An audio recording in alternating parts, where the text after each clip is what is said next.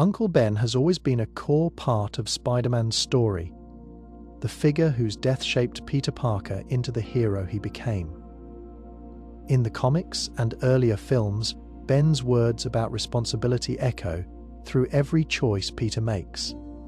Yet in the Marvel Cinematic Universe, Uncle Ben has remained a shadow. He is referenced only in passing, through subtle hints like the suitcase, with his initials in Far From Home. Instead, the MCU chose to place Aunt May in that central role. She became the one who told Peter that great power carries great responsibility.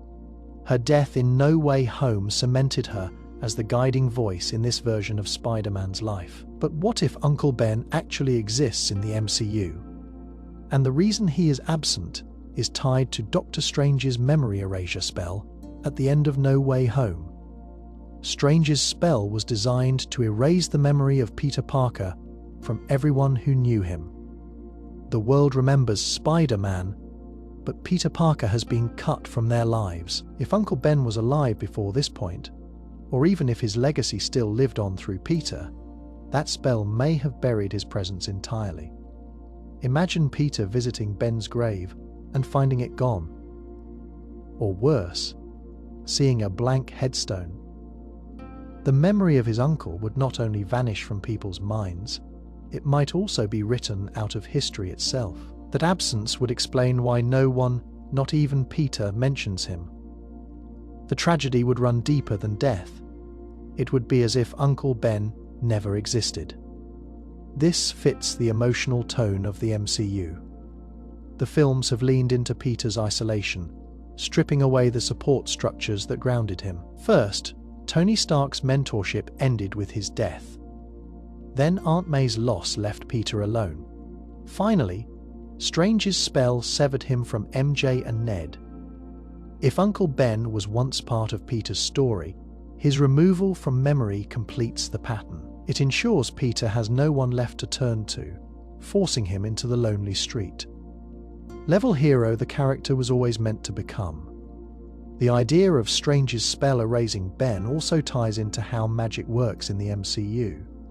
Spells often ripple across time and memory, rewriting the past to preserve balance. The Scarlet Witch's hex in WandaVision created false children who felt real.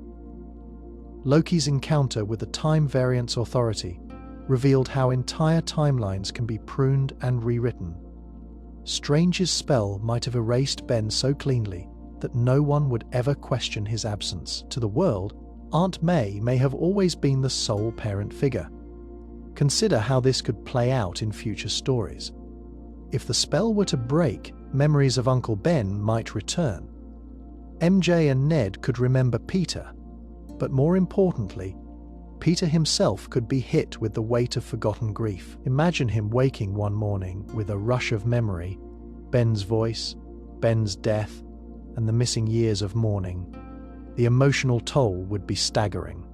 This twist would not undo Aunt May's sacrifice, but it would layer Peter's pain even deeper, making his journey more complex. The MCU thrives on blending classic comic elements with new interpretations. Bringing Uncle Ben back into the picture through magic and memory would honor his importance without repeating the origin story. It would explain the silence around his name and open the door for a dramatic reintroduction. Peter could discover that his uncle was always there, but Strange's spell locked away that truth. That kind of revelation would not just be a nod to tradition, it would reshape Peter's understanding of who he is and why he became Spider-Man. The story of Spider-Man usually begins with a simple accident. A teenage boy gets bitten by a radioactive spider, and his life changes forever. That bite has always been seen as a twist of fate, a moment of chance that gave Peter Parker his powers. But what if it wasn't random? What if the spider that bit him was not just a product of circumstance, but a calculated creation from Oscorp? This theory changes how we look at Peter's origin. Instead of chance, his powers would be the result of design, and that makes the story darker and more deliberate. Oscorp already has a strong presence in Spider-Man lore. In many versions, Norman Osborn leads the company as both a brilliant scientist and a dangerous manipulator. His work often pushes the limits of science, with little regard for safety or ethics. In the Amazing Spider-Man films, Oscorp engineered genetically altered spiders, one of which escaped and bit Peter. That take already made Peter's transformation less of an accident and more of a consequence of Oscorp's reckless ambition. If the MCU were to follow a similar idea, Oscorp's fingerprints could be on Peter's DNA from the very beginning. Think about how this changes the meaning of the spider bite. Instead of a lucky or unlucky roll of the dice, Peter becomes part of an experiment. The bite would not be a random moment, but the result of years of genetic research, perhaps tied to Oscorp's attempts to weaponize biology. In this case, Peter's powers might even be a prototype, the first successful merging of human and engineered spider traits. That possibility opens up countless scenarios. Oscorp could have engineered other spiders or test subjects, creating rivals or enemies who share elements of Peter's abilities. If Oscorp is introduced in the MCU, it could explain why other spider-powered individuals like Miles Morales eventually appear. They might not be accidents either, but part of the same line of experiments. This engineered origin also changes how Peter might view his powers. In the traditional story, his bite feels like fate, and his sense of responsibility is born from chance giving him a gift. But if he learns that Oscorp created the spider, then his powers become tainted. They are not gifts, but consequences of a corporation's hunger for control. Peter's moral compass would still push him to use them for good, but the weight of that knowledge would be different. Imagine him standing in Oscorp's labs, realizing the spider that gave him his powers was never meant to make him a hero, but to test a weapon. That realization would carry guilt and anger, reshaping how he looks at himself. It also sets up Norman Osborn as more than just another villain. He would not simply be the Green Goblin who crosses Spider-Man's path. He would be the architect of Peter's entire identity. In a way, Norman could claim to be Spider-Man's creator, at least indirectly. That kind of dynamic would make their rivalry even sharper when they face each other. Peter would know that the man trying to destroy him is the same man whose company made him who he is. It becomes not just a battle of good and evil, but a confrontation between a test subject and the one who set the experiment in motion. Oscorp's role in the MCU has been hinted at but never shown directly. Norman Osborn appeared in No Way Home, pulled from another universe, but no Oscorp building existed in the MCU's New York. This gap leaves the door open. If Oscorp does exist in secret, then Peter's bite could be the hidden evidence of their reach. One day, Peter could uncover the truth, piecing together records, experiments, or even finding the remnants of the lab where the spider came from. That kind of discovery would not erase what he has become, but it would change how he understands it. His powers would not be an accident of destiny, but a result of human design, carrying the mark of Oscorp forever. Gwen Stacy has always been one of the most important figures in Spider-Man's history. In many versions of the story, she represents Peter Parker's first great love, the person who showed him hope before tragedy reshaped his life. Her death, especially in the comics and in The Amazing Spider-Man 2, is not only heartbreaking, but also transformative. It defines Peter's sense of loss and drives much of his character growth. Yet, with the multiverse now an active part of the Marvel Cinematic Universe, the idea of Gwen Stacy returning is no longer impossible. Her story could shift from a closed chapter into one that bends across alternate realities. The multiverse has already brought together 3 versions of Spider-Man in No Way Home. Tobey Maguire, Andrew Garfield, and Tom Holland's Peters shared the screen and their experiences. That film proved that characters tied to one Spider-Man could reappear even after their original timelines ended. If Peter Parker can step through worlds, then Gwen could too. In one universe, she died in a fall. In another, she might have survived. In yet another, she might never have been Peter's girlfriend at all, but a superhero in her own right. As Spider, Woman, or Spider, Gwen, Andrew Garfield's Spider-Man in particular, carries the weight of Gwen's death. During the rooftop scene in No Way Home, he admitted he could not move past losing her. Later, when he saved MJ from her own fall, it was clear he still carried the guilt of failing Gwen. Bringing back Gwen from another universe would give that version of Peter something he never had: closure. Imagine him meeting a Gwen who never died, a Gwen who became Spider-Woman and forged her own heroic path. That moment could give him healing without erasing the loss that shaped him. For Tom Holland's Peter, a multiverse Gwen could offer something different. His story has already diverged from the traditional path. Instead of Gwen, MJ became his closest partner. If he crossed paths with a Gwen from another timeline, it would not be about grief, but perspective. He would see what Peter Parker's life could have been under other circumstances. It would highlight how the multiverse doesn't just offer villains from other worlds, but also heroes and allies who carry familiar names with different destinies. From a narrative point of view, Gwen's return through the multiverse makes sense.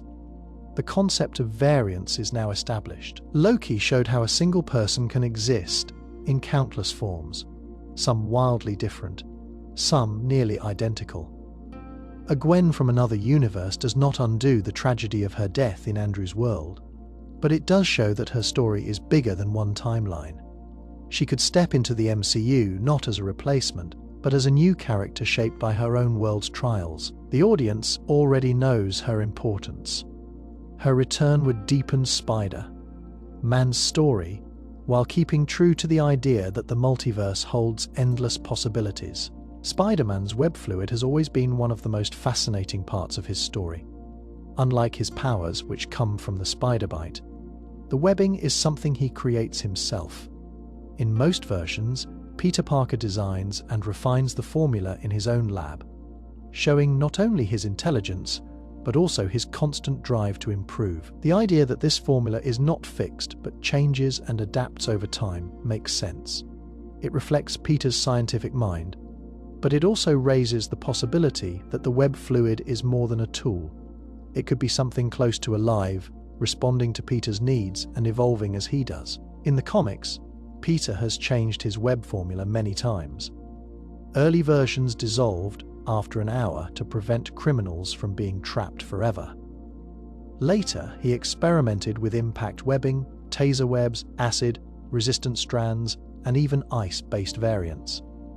Each change reflected new challenges he faced. This adaptability suggests that the formula is not static. Instead, it grows with him, much like a living system that mutates to survive new conditions. If you think of the webbing as a chemical organism rather than a simple compound, it opens new doors for how it behaves. Imagine a scene where Peter notices his webs reacting differently without him altering the formula. Perhaps the strands become stronger under stress, thickening when they sense strain. Or they might alter their stickiness depending on the surface, clinging harder to smooth glass but loosening more easily from porous concrete. This kind of response would feel less like a chemical accident and more like instinct. If Peter's blood or DNA somehow bonded with the formula during his constant testing, the webs might have developed a partial link to his biology. In that case, they would not be truly alive but symbiotic, tuned to the rhythms of his body. This theory gains weight when you consider how the symbiote in the comics bonded with Peter. Venom recognized Peter's genetic code and worked with it, enhancing his powers while responding to his emotions. If Peter's web fluid has been altered by trace amounts of his DNA, it could explain why the formula seems to know how to adapt. Over years of use, accidental contamination from blood, sweat, or tissue could create subtle mutations. What began as a lab product might evolve into a hybrid between chemistry and biology. For example, under intense emotional pressure, Peter's webs might suddenly last longer than normal, refusing to break down. In another case, the formula might harden into a shield, like texture when Peter is bracing for impact. He may not even realize the full extent of these changes, assuming he made an unnoticed adjustment to the mixture. But in reality, the formula could be growing, shaping itself to mirror his growth as Spider. Man seen this way, Spider. Man's webbing is not just a product of science, but a mirror of his journey. It adapts as he adapts, always pushing him forward, always reflecting the balance between human invention and something that feels just beyond his control. Peter Parker's story in the MCU has always been about growth through loss. He began as a teenager, relying on others. First, leaning on Tony Stark for guidance, then on Aunt May as his moral anchor. With each passing film, the support systems around him have been stripped away until he stands alone. This trajectory points to a future where Peter himself becomes the mentor, passing on what he has learned the hard way.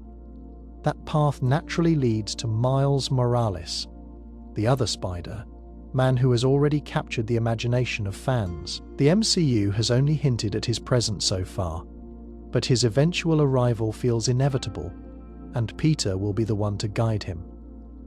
The groundwork has already been laid. In Spider-Man: Homecoming, Peter meets Aaron Davis, played by Donald Glover, who mentions having a nephew living in the city. That nephew is Miles Morales. The film never shows him, but the reference plants a seed. In a universe where heroes rise and fall, it is not hard to imagine a time when Miles steps into the spotlight. By then, Peter will no longer be the rookie struggling to prove himself. He will be the seasoned Spider-Man, carrying scars and lessons that make him the right figure to shape the next hero. Peter's own experience with mentorship shows why he is suited for this role. Tony Stark gave him advanced technology, but often treated him as a child. Their bond was meaningful, yet it left Peter dependent on Stark's approval. Only after Tony's death did Peter begin to stand on his own. Aunt May gave him the clearest lesson of responsibility, but her death stripped him of family. These experiences forced Peter to carry wisdom no one gave him gently. He earned it through failure, grief, and isolation. When Miles arrives, Peter will not give him gadgets or empty encouragement. He will pass down the truth that power demands sacrifice, and that being Spider-Man means carrying burdens few others can understand. Consider how such a mentorship might look. Peter could meet Miles at a point of crisis, perhaps after Miles is bitten by a genetically altered spider of his own. Confused and afraid, Miles would struggle with powers he cannot explain. Instead of seeing himself as a freak, he would find in Peter someone who has lived the same experience. Imagine Peter teaching Miles how to swing for the first time. Not just the mechanics of webbing, but the rhythm of movement, the trust in momentum, the leap of faith. That kind of teaching goes beyond science. It is about passing on confidence. At the same time, Peter would not shield Miles from the truth. He would explain that every Spider-Man loses something, and that the mask is both a gift and a curse. Miles would see Peter's pain, and through that, understand what it means to carry the name. The MCU thrives on generational storytelling, and the day will come when Peter Parker's story shifts from the boy who needed guidance to the man who offers it. Miles Morales will be the one who benefits most from that change. And in turn, he will carry Spider-Man's legacy into the future. The symbiote is often described as a parasite, a living organism that bonds to a host for survival. But in the case of Venom, it is more than that. The symbiote chooses its host, sensing traits that make the bond strong. When it first connects with Peter Parker, the choice is not random. It is drawn to something within him that most people overlook. Beneath Peter's calm exterior, beneath the jokes and the kindness, there is anger. It is anger buried under responsibility and guilt, but it is there. The symbiote feels that rage and responds to it. Peter's life is marked by tragedy. His uncle's death, caused by his early mistake, shaped his entire outlook. Every loss after that, friends, mentors, even moments of normal teenage life, piled onto his sense of failure. Peter usually channels that pain into a determination to protect others, but the anger remains, hidden under the surface. He has been cheated by fate again and again, and he knows it. The symbiote detects this. It thrives on strong emotions, especially those that drive aggression. In Peter, it finds the perfect balance, a person who wants to do good, but who carries enough suppressed fury to fuel the bond.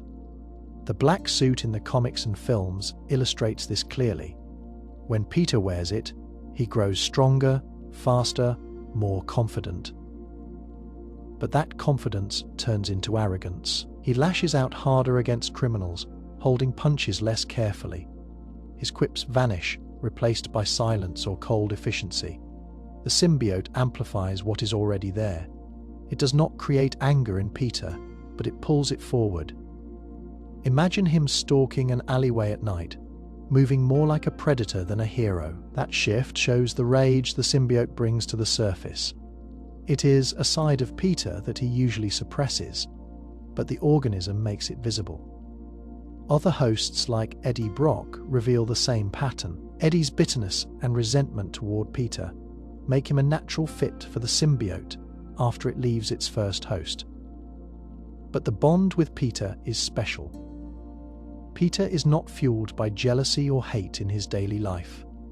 His rage is hidden, masked by his compassion. That makes the connection deeper because the symbiote has to dig to find it. It senses that beneath the hero is someone who has every reason to be angry at the world. That suppressed anger provides a well of energy that few others could match. The idea that the symbiote chose Peter because of his hidden rage reframes their relationship. It was not just a random attachment, it was an instinctive recognition of what lay under his skin. The Black Suit saga then becomes more than a battle with an alien organism. It becomes Peter facing the part of himself he never wanted to admit existed. The symbiote knew it was there all along, and that is why it chose him first. Spider. Man's spider. Sense has always been one of his most mysterious abilities. Unlike his strength, speed, or agility, the spider, sense cannot be explained by simple biology. It warns him of danger sometimes seconds before it happens, and often works in ways that defy logic. In some cases, it alerts him to threats he cannot see or even understand. This has led to the idea that the spider sense is not just heightened reflexes or intuition, but a deeper connection. What if the spider sense is actually a link to the multiverse itself? A subtle awareness of realities beyond his own. The multiverse, as shown in the MCU and comics, operates like an endless web of branching timelines and alternate worlds. Each version of Spider, man exists on a thread in that web. If all Spider, men are connected through what comics call the web of life, then the spider sense might be Peter Parker's tether to that network. It is less about predicting the future and more about detecting ripples across this larger structure. When danger approaches, it could be that another version of Peter somewhere else has already sensed or experienced that same threat. The awareness passes across the web, and Peter feels it before it reaches him. This explanation makes sense when looking at how flexible the spider sense has been portrayed. In the comics, it has warned Peter of disguised enemies, hidden weapons, and even magic-based dangers that normal senses could not detect. In Infinity War, his hairs stood on end before the Black Order's attack from orbit. In No Way Home, his spider sense was so sharp that he detected Norman Osborn's betrayal even when the goblin was hiding inside him. These are not just biological reactions. They act more like signals crossing invisible wires, reaching Peter in moments where natural senses would fail. Consider a scenario where Peter faces an enemy from another dimension. If his spider sense is tied to the multiverse, then that awareness could explain how he anticipates attacks from beings who should be completely alien to his instincts. The sense may not warn him of a punch or a bullet directly. Instead, it tells him the balance of the web is about to shift, that a thread nearby is shaking. His reaction time looks supernatural, because it is not about speed. It is about being warned by something larger than himself. This view also connects Peter to other spider people. In Spider-Man Into the Spider-Verse, the heroes immediately recognize each other's presence. They share a bond that goes beyond coincidence. Their spider sense reacts when they meet, almost as if the web itself is resonating. If the MCU leans into this idea, Peter's spider sense could serve as a gateway, allowing him to detect when the walls between universes weaken. He might even feel another Spider-Man before seeing them, drawn by vibrations in the multiversal web. What once looked like instinct would then reveal itself as his most cosmic power, a direct line to the structure that ties every Spider-Man together. Tobey Maguire's version of Spider-Man stands apart from the others because of the years he has carried the mask. When he returned in No Way Home, it was clear that his Peter Parker had lived through more battles, more losses, and more growth than either Andrew Garfield's or Tom Holland's. His calm presence and steady words reflected experience. He did not rush into action or rely on bravado. Instead, he carried himself like someone who had already walked through the fire and come out the other side. That maturity is what makes him the most experienced Spider-Man, and it sets him up as a figure who could train others. When he spoke to the younger Peters, he did not try to overwhelm them with advice. He guided them with perspective. For example, when Tom Holland's Peter nearly killed Norman Osborn in a fit of rage, Tobey's Spider-Man stepped in. He blocked the killing blow, not with a lecture, but with action. In that moment, his silence said more than words could. He knew what it meant to lose control, and he stopped his younger counterpart from making the same mistake. That is how a mentor behaves, teaching not through commands but through presence. Tobey's Spider-Man also showed how long he had been balancing the hero's life with his personal one. He admitted to still working things out with Mary Jane, a quiet acknowledgement that life never becomes simple. His years of being Spider-Man were not marked only by victories, but by constant struggle. This realism gives him an authority the others cannot match. He is not speaking from theory or short bursts of experience. He has lived as Spider-Man long enough to know what the mask costs and what it gives. If he were to train others, his approach would be practical. Imagine him teaching Miles Morales, or even a younger Peter from another timeline. He would not focus on the mechanics of swinging or fighting. That comes with practice. He would stress the choices that define Spider-Man: how to carry guilt without letting it destroy you, how to stand up again after failure, how to forgive yourself even when you feel you do not deserve it. These are lessons no gadget or superpower can replace. He has also faced a wide range of enemies: Green Goblin, Dr. Octopus, Sandman, Venom.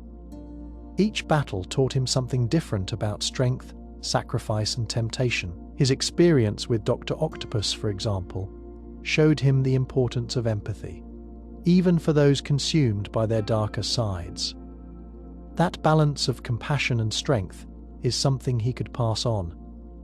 Others may know how to fight, but Tobey's Spider-Man knows how to endure. In a multiverse where spider people are connected, Tobey's version naturally fits the role of elder statesman. He has the years, the scars, and the wisdom. While the younger heroes struggle to define themselves, He already understands what it means to carry the weight of being Spider-Man every single day. That is what makes him the one best suited to guide others who follow the same path. Andrew Garfield's Spider-Man carries a pain that defines him. In The Amazing Spider-Man 2, Gwen Stacy's death broke him in a way no villain ever could. He caught her too late, the web line snapping her body back before she could reach safety. That moment haunted him, and unlike other versions of Peter Parker, he never found a way to move past it. The guilt stayed with him, shaping his choices and carving a darker edge into his character. In No Way Home, Andrew's Peter admitted that after Gwen's death, he stopped pulling his punches. This single line revealed more about his path than any fight scene. It suggests a Spider-Man who let grief and rage bleed into his role as a hero. Instead of holding back to protect his enemies, he punished them. That shift may not have turned him into a villain, but it did make him more brutal. Imagine him on the streets, facing petty criminals with the same anger he once directed at Green Goblin. The mask would still represent justice, but behind it stood someone who carried violence closer to the surface. This edge is not just about fighting harder. It reflects how grief rewired him. Gwen was not just his girlfriend, she was his anchor, the person who believed in both Peter Parker and Spider-Man. Losing her meant losing balance. Without her, the weight of responsibility turned into a burden too heavy to carry with hope. Every time he swung past the bridge where she died, he would remember that one moment of failure. The memory would not fade, because it was tied to the very reason he put on the mask in the first place. Instead of being a symbol of strength, his role as Spider-Man became a constant reminder of loss. When Andrew's Spider-Man saved MJ in No Way Home, the look on his face told the entire story. Catching her was not just about saving someone else. It was about healing a wound he had carried for years. The relief in his eyes showed that Gwen's death had stayed open in his mind, unhealed and unforgotten. That moment did not erase his grief, but it gave him something he had never allowed himself before: a small sense of redemption. Compared to Tobey Maguire's calm and seasoned Spider-Man, Andrew's version stands as the most emotionally raw. His charm and humor were always part of his character, but beneath the quips lay a sharpness born from heartbreak. The darker edge came not from the powers themselves, but from the man who lost the one person who gave those powers meaning. That difference makes him unique among the Spider-Men. He is not the one who simply endured loss. He is the one who never let it go, and it defined the way he lived under the mask. Tom Holland's Spider-Man began his journey in the MCU as a teenager looking for guidance. He looked up to Tony Stark, who gave him technology, mentorship, and validation. Over time, though, Peter Parker was forced to grow in ways he never expected. By the end of No Way Home, he stood completely alone. Everyone he loved had forgotten him. His mentor was gone, and his safety net had been cut away. That ending was not a reset, but a turning point. It positioned Peter as someone who could no longer rely on others. It also set the stage for him to become the kind of leader who could guide a new generation of heroes. Specifically, the MCU has been introducing younger heroes who are clearly being set up for a team. Kate Bishop stepped into Hawkeye's role with skill and determination. Cassie Lang has grown into her own identity alongside Ant-Man. America Chavez already has multiversal powers that make her essential to the future of the franchise. Characters like Eli Bradley, Wiccan, and Speed have appeared as well, hinting at the framework of a new team. These young heroes need someone with both experience and youthful energy to unify them. That balance is exactly what Spider-Man offers. Peter's age makes him unique among established heroes. He is not a veteran like Doctor Strange or Captain Marvel, but he has faced challenges that most of the younger heroes have not yet endured. He has fought Thanos, survived the blip, and faced villains from across the multiverse. Those experiences give him credibility, while his youth keeps him close enough in age to relate to the rest of the team. He would not tower over them as a distant authority figure. He would stand with them as someone who knows what it means to balance inexperience with impossible responsibility. Leadership for Peter would not be about giving orders, it would be about sharing hard-earned lessons. For example, he could tell Kate Bishop what it means to work in the shadow of a larger hero and still carve out her own path.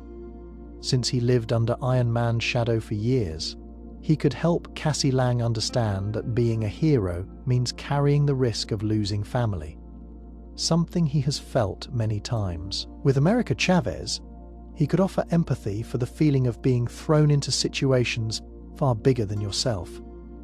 Each of these lessons comes not from theory, but from Peter's own scars.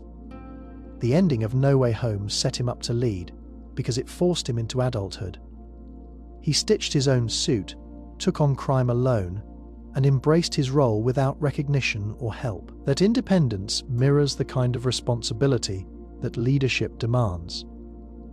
When the Young Avengers eventually form, Peter Parker will not only be ready, he will be the one hero who can connect their struggles to the weight of real experience. When Peter Parker was bitten by the radioactive spider, the change to his body was not a one-time event. It rewrote his DNA at a fundamental level, fusing human genetics with traits taken from the spider. But the process did not stop there. His DNA continues to evolve, adapting over time, as if the bite triggered a permanent mutation that never fully stabilizes. This explains why Spider-Man's abilities sometimes shift or expand in ways he never expects. His body is not frozen in that first moment of change.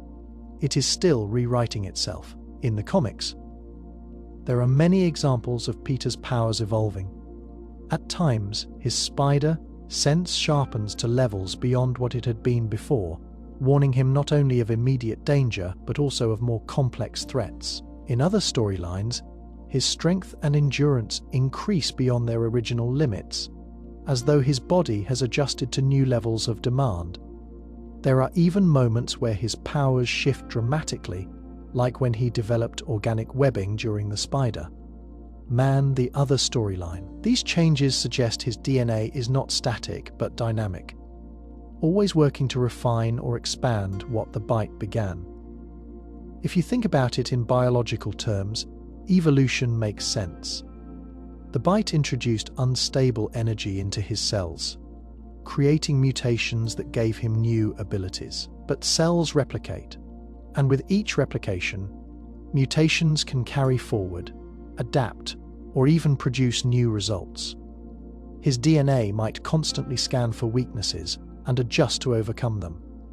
For example, if Peter were poisoned or infected, his body might slowly adapt to resist that toxin in the future. His healing factor, though not as extreme as Wolverine's, could be part of this same process, a reflection of his DNA rewriting itself to repair damage faster than a normal human could.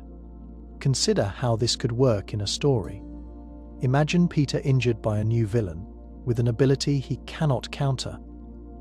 At first, the damage is severe, pushing him close to defeat, but over time, his body adapts, building resistance or subtly enhancing his powers to meet the challenge. He would not always be aware of these shifts. They would happen beneath the surface, emerging in moments of need. His DNA would act like a living system, constantly evolving to keep him one step ahead of threats. This ongoing evolution also raises risks. If Peter's DNA keeps changing, there is always the chance it could spiral beyond his control. Mutations might create new abilities, but they could also create instability. In some alternate storylines, Peter has transformed into a more spider-like creature, his body pushing the mutation too far. These darker outcomes show that the gift of constant evolution is also a danger. It means he is never completely safe from his own biology. Spider-Man's powers are often explained as a fixed set of traits, but the idea of permanent evolution gives them a more organic foundation. The bite did not just make him Spider-Man once, it set him on a path where his very DNA is alive with change, adapting as the world around him grows more dangerous. Mary Jane Watson is usually seen as Peter Parker's partner, the one who grounds him when the weight of being Spider-Man becomes too heavy. She is often the reminder of his humanity, the person who sees him as more than the mask.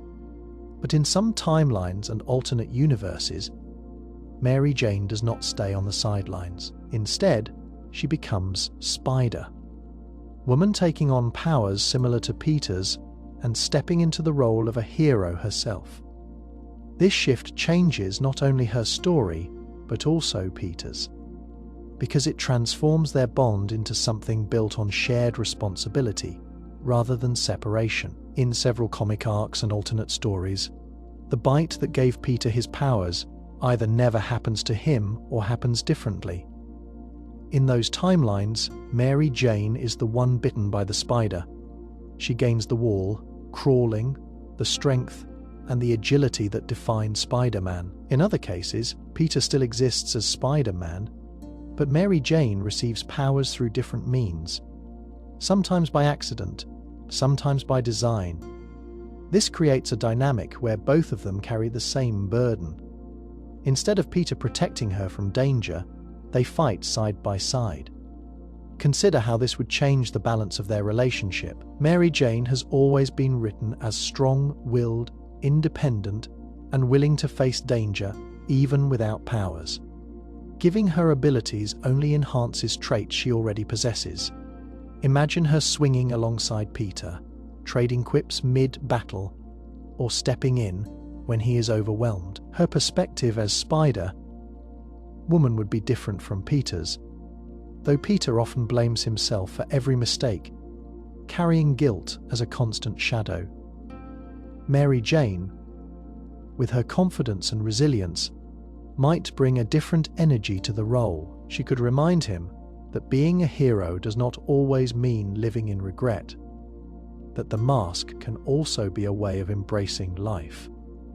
This scenario also opens the door for stories where Peter is not alone in carrying responsibility. When Gwen Stacy or other versions of Spider-Woman appear, Peter often feels torn between admiration and loss. With Mary Jane stepping into that role, the shared struggle could strengthen their bond. Picture a fight where Peter is injured, and Mary Jane takes the lead, protecting him the way he has always tried to protect her. That reversal of roles highlights the core of their relationship, partnership built on equality. The multiverse framework makes this version of Mary Jane possible in the MCU. Just as we saw multiple Spider-Men interact in No Way Home, a Spider-Woman Mary Jane could appear from another universe. She might serve as a mentor, an ally, or even a glimpse into what Peter's life could have been if the bite had landed differently. The idea that Mary Jane could be Spider-Woman shows how flexible the Spider-Man mythos really is. Her character has always been more than a love interest. In the right world, she becomes the hero herself, carrying the same power and the same responsibility that define Spider-Man. Richard and Mary Parker are often remembered only as the parents Peter lost when he was young. Most stories leave them in the background, their absence serving as the reason Peter grew up with Aunt May and Uncle Ben. But in some versions of the story, their lives were far more complicated. They were not ordinary people taken from Peter by accident. They were S.H.I.E.L.D. agents operating in the shadows long before their son became Spider-Man. That detail adds a new layer to Peter's history and raises questions about whether his destiny was shaped by their work.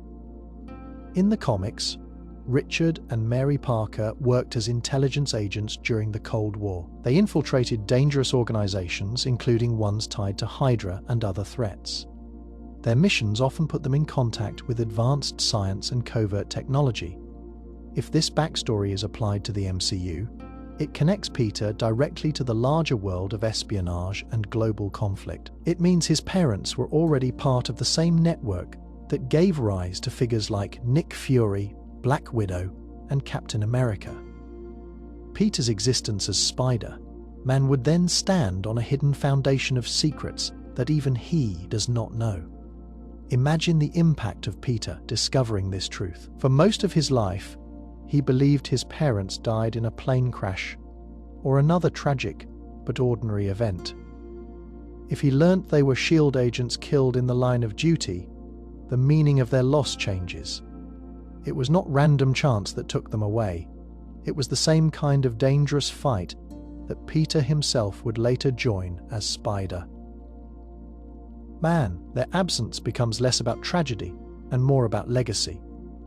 He would realize that heroism runs in his family, even if it looked different from his own path. This revelation could also open storylines tied to S.H.I.E.L.D. Peter might stumble onto records or encrypted data pointing to his parents' missions. He could learn that they were investigating scientific projects that connected directly to the kind of research that eventually gave him his powers. Perhaps the radioactive spider that bit him was not just the result of random experimentation, but part of the same world of classified projects his parents once monitored. Their work and his transformation might be connected more tightly than he ever imagined. For Peter, who already struggles with questions of responsibility, this truth would weigh heavily. He would see himself not just as a hero born of an accident, but as the son of people who dedicated their lives to protecting others in secret.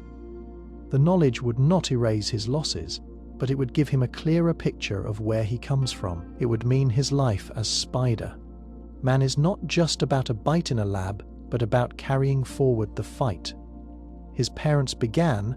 That kind of revelation would link him more directly to the broader Marvel universe, while deepening his personal journey in ways he never expected. The Daily Bugle has always been more than a newspaper in Spider-Man's story. It is the voice that shapes how the public sees him, often turning his heroism into suspicion.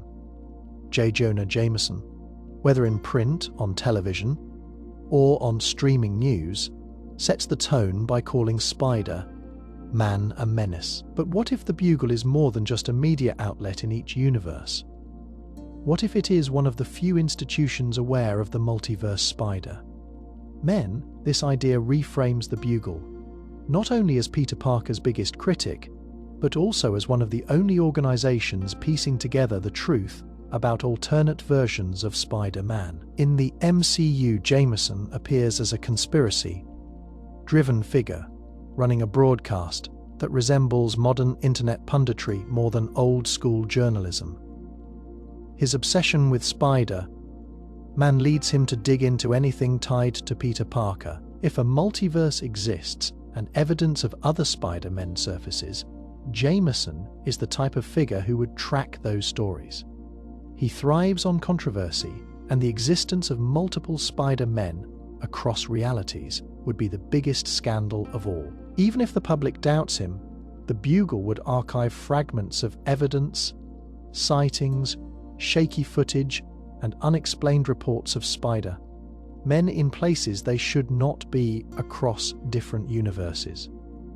The Bugle fills the same role, even if the details shift. In Tobey Maguire's world, it was a traditional newspaper, with Jonah barking orders from behind his desk. In Andrew Garfield's timeline, the Bugle was referenced more as a digital outlet. In the MCU, it has transformed into a streaming news empire. The constant factor is that each version of the Bugle hunts for Spider-Man stories. If all these versions exist on separate threads of the multiverse, it is not hard to imagine that they share information, knowingly or not. The Bugle might act as a kind of echo chamber across dimensions, each one reporting on rumors that originate from another. Picture a scenario where the Bugle in one universe receives leaked footage of a Spider-Man who does not match their own. The editors assume it is fake at first, but Jonah sees it as proof of something bigger. He runs the story, and while the public dismisses it, the paper files it away. In another universe, a different bugle uncovers similar material. Over time, a pattern forms. The bugles across worlds begin to suspect that Spider-Man is not a single figure, but a multiversal phenomenon. For an organization obsessed with exposing Spider-Man, the discovery of multiple versions would not weaken their drive. It would fuel it. This theory also explains how quickly the bugle adapts to shifts in Spider-Man's story. When Peter's identity was revealed in the MCU, Jameson already had the infrastructure to broadcast it instantly. If his outlet is attuned to multiverse ripples, it means the bugle is more than just local media. It is an institution connected to a larger web of information, aware of the fact that Spider-Man is not one man in one city, but a presence stretching across worlds. Norman Osborn is one of Spider-Man's most iconic enemies. In the comics and earlier films, he is the brilliant but ruthless head of Oscorp, a man whose ambition drives him into madness as the Green Goblin. In No Way Home, we saw Willem Dafoe's Norman pulled from another universe, where he immediately recognized the lack of Oscorp in the MCU. That line suggests that the company, and by extension Norman himself, has yet to appear in this continuity. It only shows that he has not revealed himself, and that makes his eventual arrival more threatening. The MCU often introduces characters long before their names become known. Think about how Thanos lingered in the background for years, shaping events through proxies before appearing directly. Or how Kingpin was teased in shadows before stepping into the spotlight in Hawkeye. Norman Osborn could follow the same pattern. He may already be operating in the MCU, building power quietly without the public or heroes realizing who he is. Unlike the loud presence of characters like Stark, Norman could be working behind the scenes, preparing for the moment to step forward. The lack of Oscorp in the MCU does not mean Norman has no influence. He could have built his empire under another name, avoiding the attention that Stark Industries, Hammertech, or PIM Technologies attracted. His resources may be hidden, funneled through subsidiaries and shell companies. This secrecy would make sense for someone as calculating as Norman. When he finally appears, it would not be as a rising figure, but as someone who already controls more than anyone suspected. Consider the effect of Norman Osborn emerging.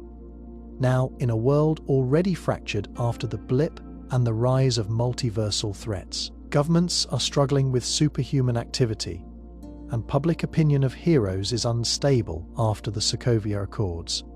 And the fallout of No Way Home, a wealthy, charismatic leader could present himself as the solution to this chaos. Norman could step into that role, presenting a public face of progress while hiding darker ambitions. The Green Goblin persona would then be the shadow beneath his polished mask, a danger waiting to erupt once his control slips. His relationship with Spider-Man would take on a new dimension in the MCU. Instead of being a known corporate rival from the start, Norman could first appear as an ally, offering support or resources that seem legitimate. Peter, cut off from his friends and stripped of his identity, might even trust him at first. That trust would make the eventual betrayal sharper, echoing the comic tradition of Norman being both a father figure and a destroyer in Peter's life. Norman Osborn existing in the MCU, without revealing himself, fits the long game Marvel often plays. His absence from public view only makes the threat larger, because it means when he does step forward, he will already have the power, the influence, and the resources to become not just a villain, but one of the most dangerous figures in the entire universe. Peter Parker's blood is not ordinary. The radioactive spider bite rewrote his DNA, giving him powers that blur the line between human and something more. That same mutation makes his blood both a potential miracle and a potential curse. In theory, the unique properties of his cells could be used to cure diseases, repairing damaged tissue, or eliminating genetic flaws. At the same time, those same qualities could be weaponized, creating new villains if his blood fell into the wrong hands. The dual nature of his biology makes it one of the most dangerous secrets in the Marvel Universe.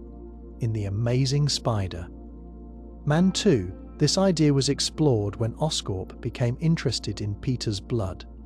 Harry Osborn, dying from a genetic illness, begged Peter to donate it. Peter refused, not because he lacked compassion, but because he understood the risks. His powers came from a genetic accident, not a controlled experiment. There was no guarantee that giving his blood to someone else would heal them. Instead, it could twist their DNA into something unstable. Harry's desperation eventually led him to force a solution, and that path transformed him into the Green Goblin. This example shows the core danger of Peter's blood.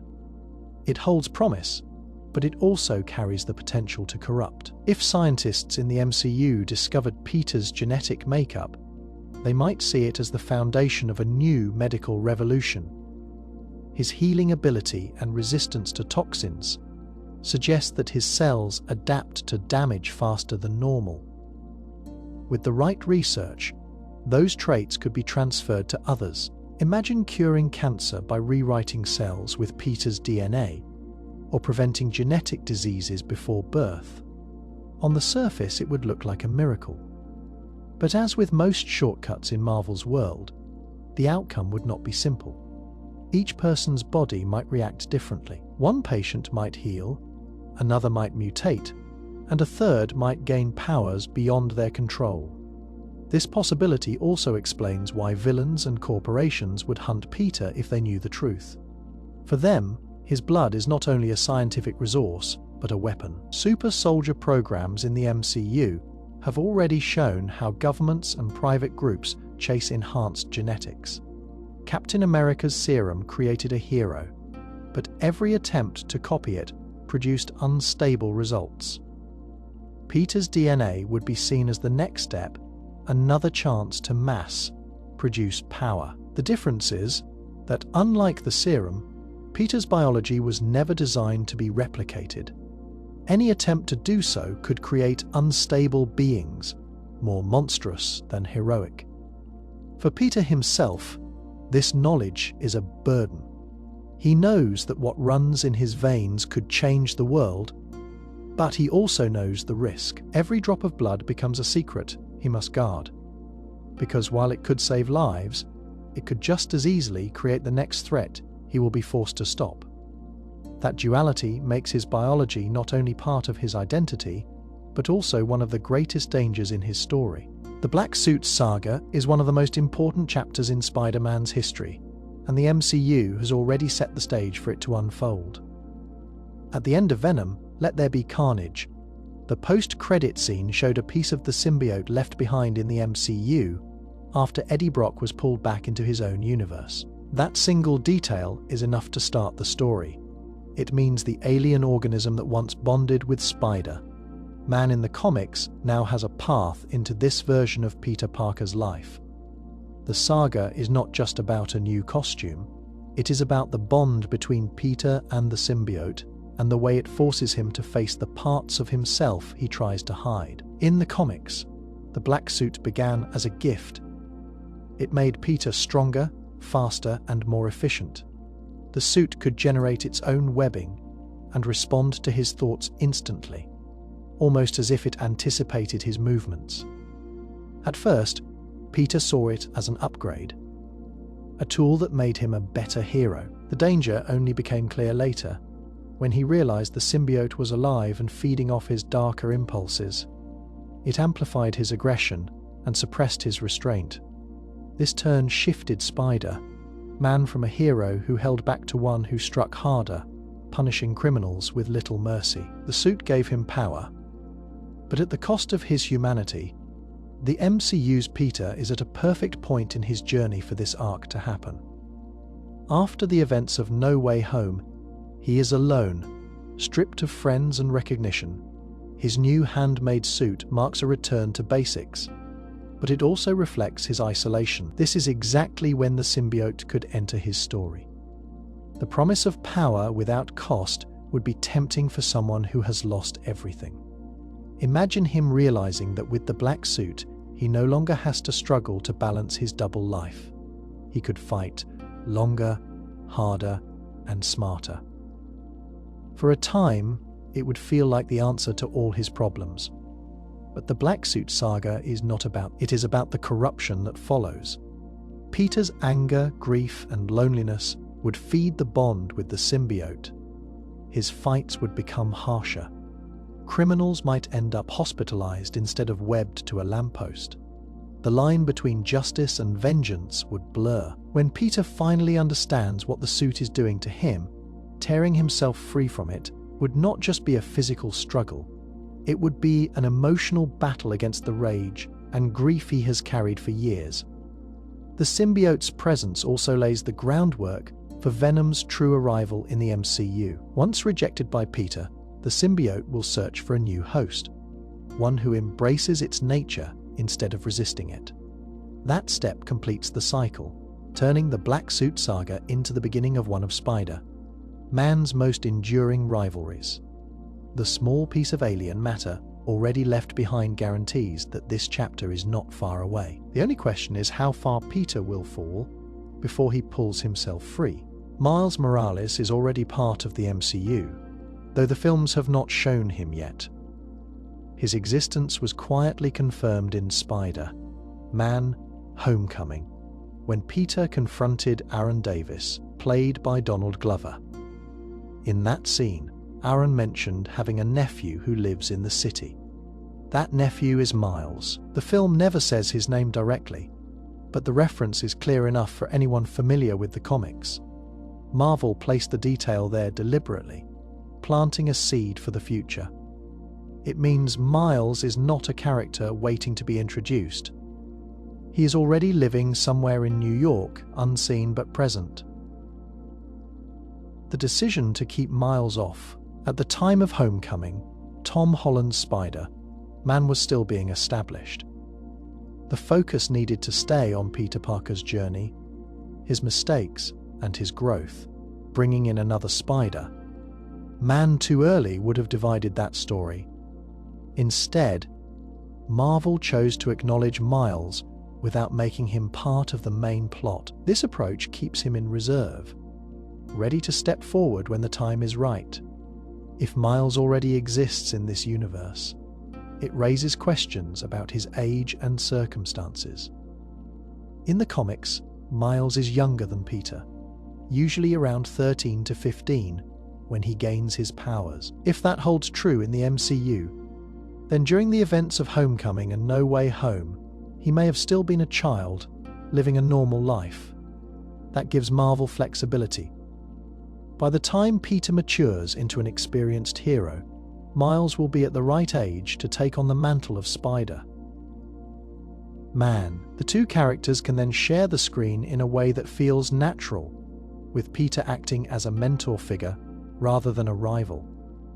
The unseen presence of Miles also fits with the way the MCU handles long-term storytelling.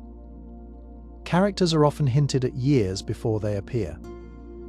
Wakanda was referenced before Black Panther. Stephen Strange's name was dropped in Winter Soldier long before his film arrived.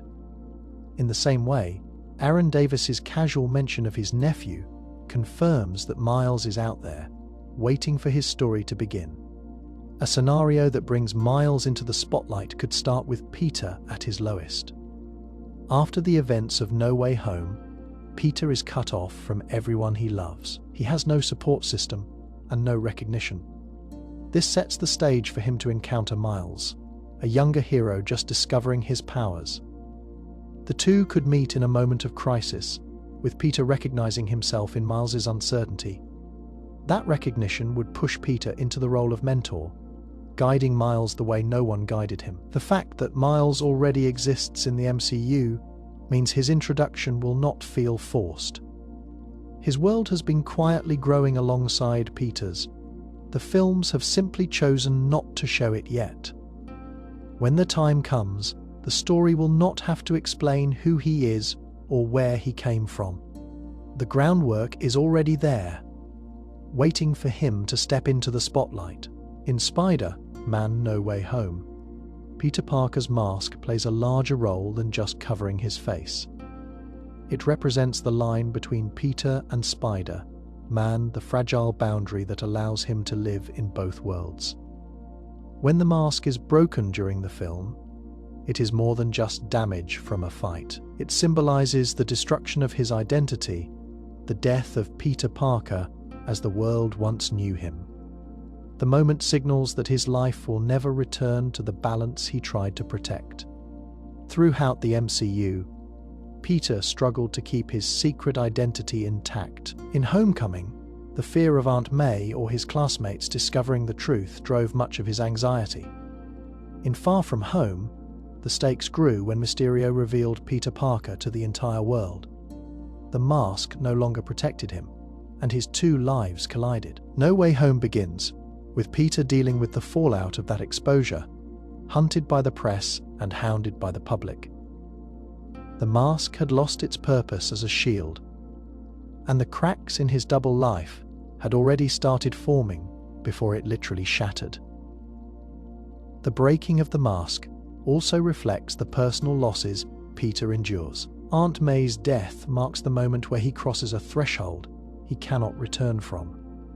Up until then, Peter still clung to the idea that he could balance being a hero and being a teenager. Once May is gone, the mask is nothing but a reminder of the life he destroyed by stepping into this role. The broken pieces mirror the broken ties of his personal life. MJ and Ned no longer know him, and the spell Doctor Strange casts erases him from their memories. Just like the mask, the identity of Peter Parker is fractured beyond repair. Consider the visual of Peter staring at his broken mask. It is not only a prop, but a reflection of who he is at that moment. The boy who once wore the mask with pride is gone. What remains is a man who understands that his life as Peter Parker has been sacrificed for the role of Spider-Man. When he later sews his new suit at the end of the film, it is not built around a mask hiding his face. It is built around the acceptance that Spider-Man is all he has left. The mask's destruction ties into a recurring theme in superhero stories: identity as both armor and prison. For Peter, it was both. It protected the people he loved, but it also trapped him between two worlds. When it breaks, so does that illusion. The world no longer knows Peter Parker, and for the first time, he is truly alone. The shattered mask makes that truth visible, a silent symbol of the cost of being Spider-Man. The bond between Spider-Man and the Venom symbiote has always been more than a costume change. It is a connection that reaches into both Peter Parker's mind and the larger world around him. In the MCU, the multiverse is no longer an abstract idea, but a fragile network of realities already strained by events in Loki, Doctor Strange in the Multiverse of Madness, and No Way Home. If Venom attaches itself to Spider-Man in this universe, the connection would not stop at enhancing Peter's powers. It could ripple across the multiverse itself, because the symbiote is not bound by a single timeline. It carries memory, experience, and knowledge from every version of itself across countless worlds. Venom's hive mind is central to this idea. In the comics, the symbiotes share a collective memory that stretches across universes. What one knows, all can know. This means, when the piece of the symbiote left behind in the MCU bonds with Peter, it may bring knowledge of Spider-Men from other realities. It could recognize Tobey Maguire's or Andrew Garfield's Spider-Man, not through coincidence but through genetic memory. That knowledge would make the bond far more dangerous than any ordinary power boost. Peter would not just be fighting his own darker impulses. He would be wrestling with the weight of stories lived in universes he has never seen. Imagine Peter putting on the black suit and feeling not only stronger but haunted by visions of battles he never fought. He could dream of fighting Sandman in a construction site, or see flashes of Gwen Stacy falling from a clock tower, even though those events never happened in his world. These visions would not be illusions, but fragments pulled from the hive mind, carried into him through the symbiote. For Peter, this would feel like madness, but for the multiverse, it would signal that the walls between realities are weakening further. This connection could also act as a bridge. If the symbiote links Spider, men across realities, then its bond with Peter might open the door for other Spider people to appear in the MCU. Venom itself might become a guide, unintentionally drawing variants closer together. The web of life, the cosmic force said to connect all Spider beings, could intersect with the hive mind of the symbiotes, creating a network that spans biology and destiny alike. The MCU thrives on escalation, and this link between Venom and Spider-Man offers a natural way to expand the multiverse story. What begins as a personal struggle, the fight to free himself from the suit, could escalate into a crisis that reshapes realities. Peter's bond with the symbiote would not just test his will, it would tug at the threads of the multiverse itself, altering the balance that keeps worlds apart. The moment Spider-Man and Venom connect, the multiverse is no longer just an idea. It becomes a battlefield. Dr. Octopus is often remembered as one of Spider-Man's most dangerous enemies, a brilliant scientist who lets ambition and tragedy twist him into a villain. But in some timelines, the relationship between Peter Parker and Otto Octavius develops into something far more complex. Instead of being only a rival, Otto becomes a mentor and even a father figure. This version of their connection shows how thin the line can be between enemy and ally, and how both men share more in common than either would admit. The clearest example comes from Spider-Man 2 with Tobey Maguire and Alfred Molina. Before Otto's accident, Peter admired him deeply. Otto spoke with warmth and gave Peter advice not only about science, but about life. He encouraged him to balance love and responsibility, a lesson that echoed Peter's own struggles. For a brief time, Otto filled a role Peter lacked, someone who believed in his potential as both a student and a person. When the experiment went wrong and the mechanical arms fused to Otto's body, that bond shattered. Yet even as Dr. Octopus, traces of the man Peter admired remained. Their final confrontation ended not in hatred, but in mutual respect, with Otto choosing to sacrifice himself to undo the destruction he caused. That choice proved that in some sense, he was still a guide for Peter. In the comics, their relationship took an even stranger turn. When Otto swapped minds with Peter during the Superior Spider-Man storyline, he lived as Spider-Man. For a time, he experienced firsthand the weight of Peter's responsibility, the endless struggle of saving people while carrying personal loss. Though he was harsher and more ruthless, Otto began to understand why Peter lived the way he did. That period reshaped him, and when Peter eventually reclaimed his body, Otto carried with him a new respect. The experience blurred the lines between enemy and mentor. It created a bond where Otto was not just a villain, but someone who had walked in Peter's shoes and learned from it.